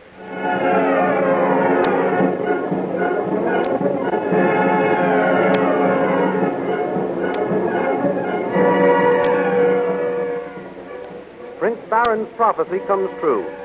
He, Flash, and Dale are captured by the Hawkmen and dragged before the throne of their king, mighty Voltan. There the prisoners find Aura leaning on the arm of the great throne, while King Voltan explains to her, The laws of Mungo allow you to judge the fate of one of these prisoners, Princess. The others belong to me. I will take the yellow-haired youth. Make him pay for scorning me. Incidentally, by torturing him, I can also torture the Earth girl. So be it. Take the man to the torture chamber. No, I beg you. Kill me, but spare Flash. But let the girl stay with me. So, you're in love with this youth, eh? In love with him? Why, just because I begged for Flash's life doesn't mean I love him. No. He is but a youth. You, impressive majesty, you are a man. My pretty bird, you have discernment. I took you at your face value, but I see I was wrong. You have an unusual appreciation of men. Thank you, impressive majesty. I can also appreciate compliments. Soon I shall show you how your friends have failed to stand the rigors of the torture chamber. I don't care much for tortures, Your Majesty. But I guess you can't help doing what the Emperor's daughter tells you to do. Emperor's daughter? I give orders in this city. But now it's to your fate. Yes, Impressive Majesty. I shall make you my wife as soon as the high priest can be summoned.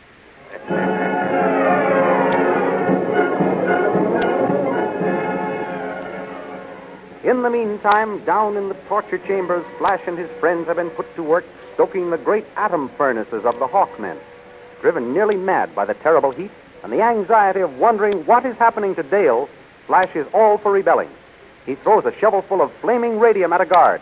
The captain of the guard reaches for the switch, which will electrocute Flash by passing the current through a wire fastened to his leg iron. But Dr. Zarkov rushes up and pleads, Do not kill him, Captain. He is but an impetuous youth. We will make him work. Then see that he does. If he starts any more trouble, he shall die. Thank you, Captain. Get back to work, the rest of you slaves. Thanks, Dr. Zarkov, but I'd just as soon die. Dale's lost him. Patience, Flash. Zarkov and I have a plan. Come over here, behind this lead wall. What are you going to do, Baron? I shall keep watch for the guards. Get to work, Zarkov. Quickly, here, lad. Break these wires off your manacles and wrap them around your shovel. All right. There.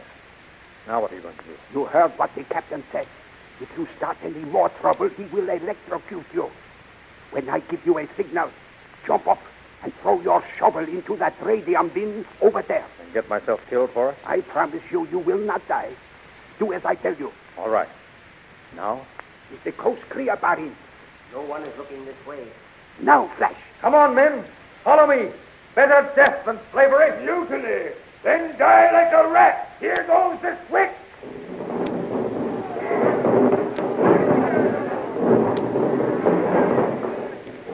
Electric current ignited the radium ore. It worked. It worked. Now's our chance to escape. I'm going to find Dale.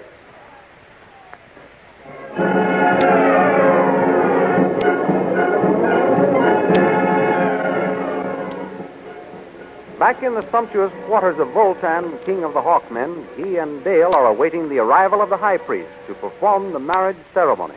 Well, my pretty little bird, soon you'll be the bride of Vulcan the Mighty. But suppose you give me a little kiss while we're waiting for the high priest, eh? Come here. Oh, no. Don't touch me. What?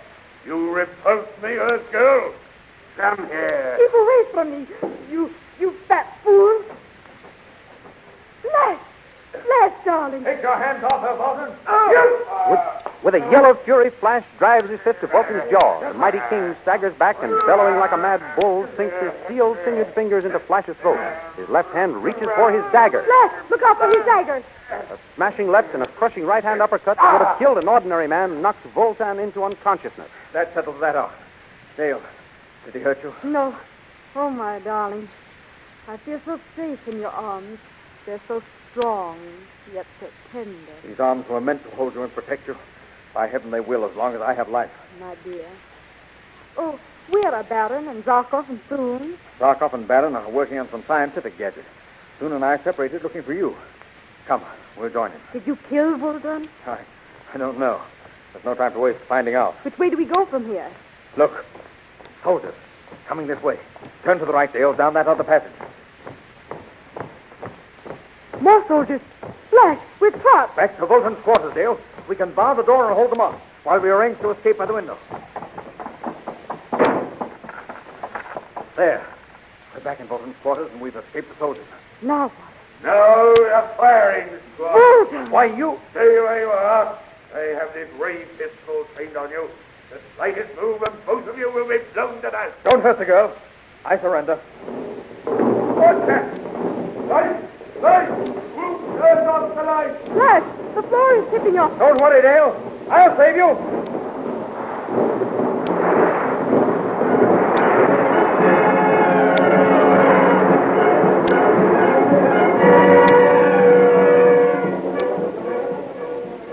What is happening to the city of Hawkmen, perched so perilously 5,000 feet above the ground on the planet Mongol? What terrifying experiences await our friends? Be sure to listen in again next week for the continuation of the amazing interplanetary adventures of Flash Gordon. The same all-star American athlete who will appear in full-color pictures next Sunday on the big 32-page Comic Weekly supplement of your Hearst Sunday newspaper. What a treat is in store for you in next Sunday's Comic Weekly. For besides Flash Gordon, you'll find the greatest array of funny people ever assembled in any magazine, waiting to entertain you. Just think of it. Bringing Up Father, The Little King, Barney Google, Polly and her pals, Toots and Casper, Pete the Tramp, good old Skippy, and your friends the Katzenjammer kids, and last but by no means least, that mischievous, lovable little fellow, Mickey Mouse. Yes, they'll all be there, besides Ace Drummond, Radio Patrol, Jungle Jim, Red Barry, and all your other favorites. Be sure to get this big 32-page Comic Weekly with your Hearst newspaper next Sunday.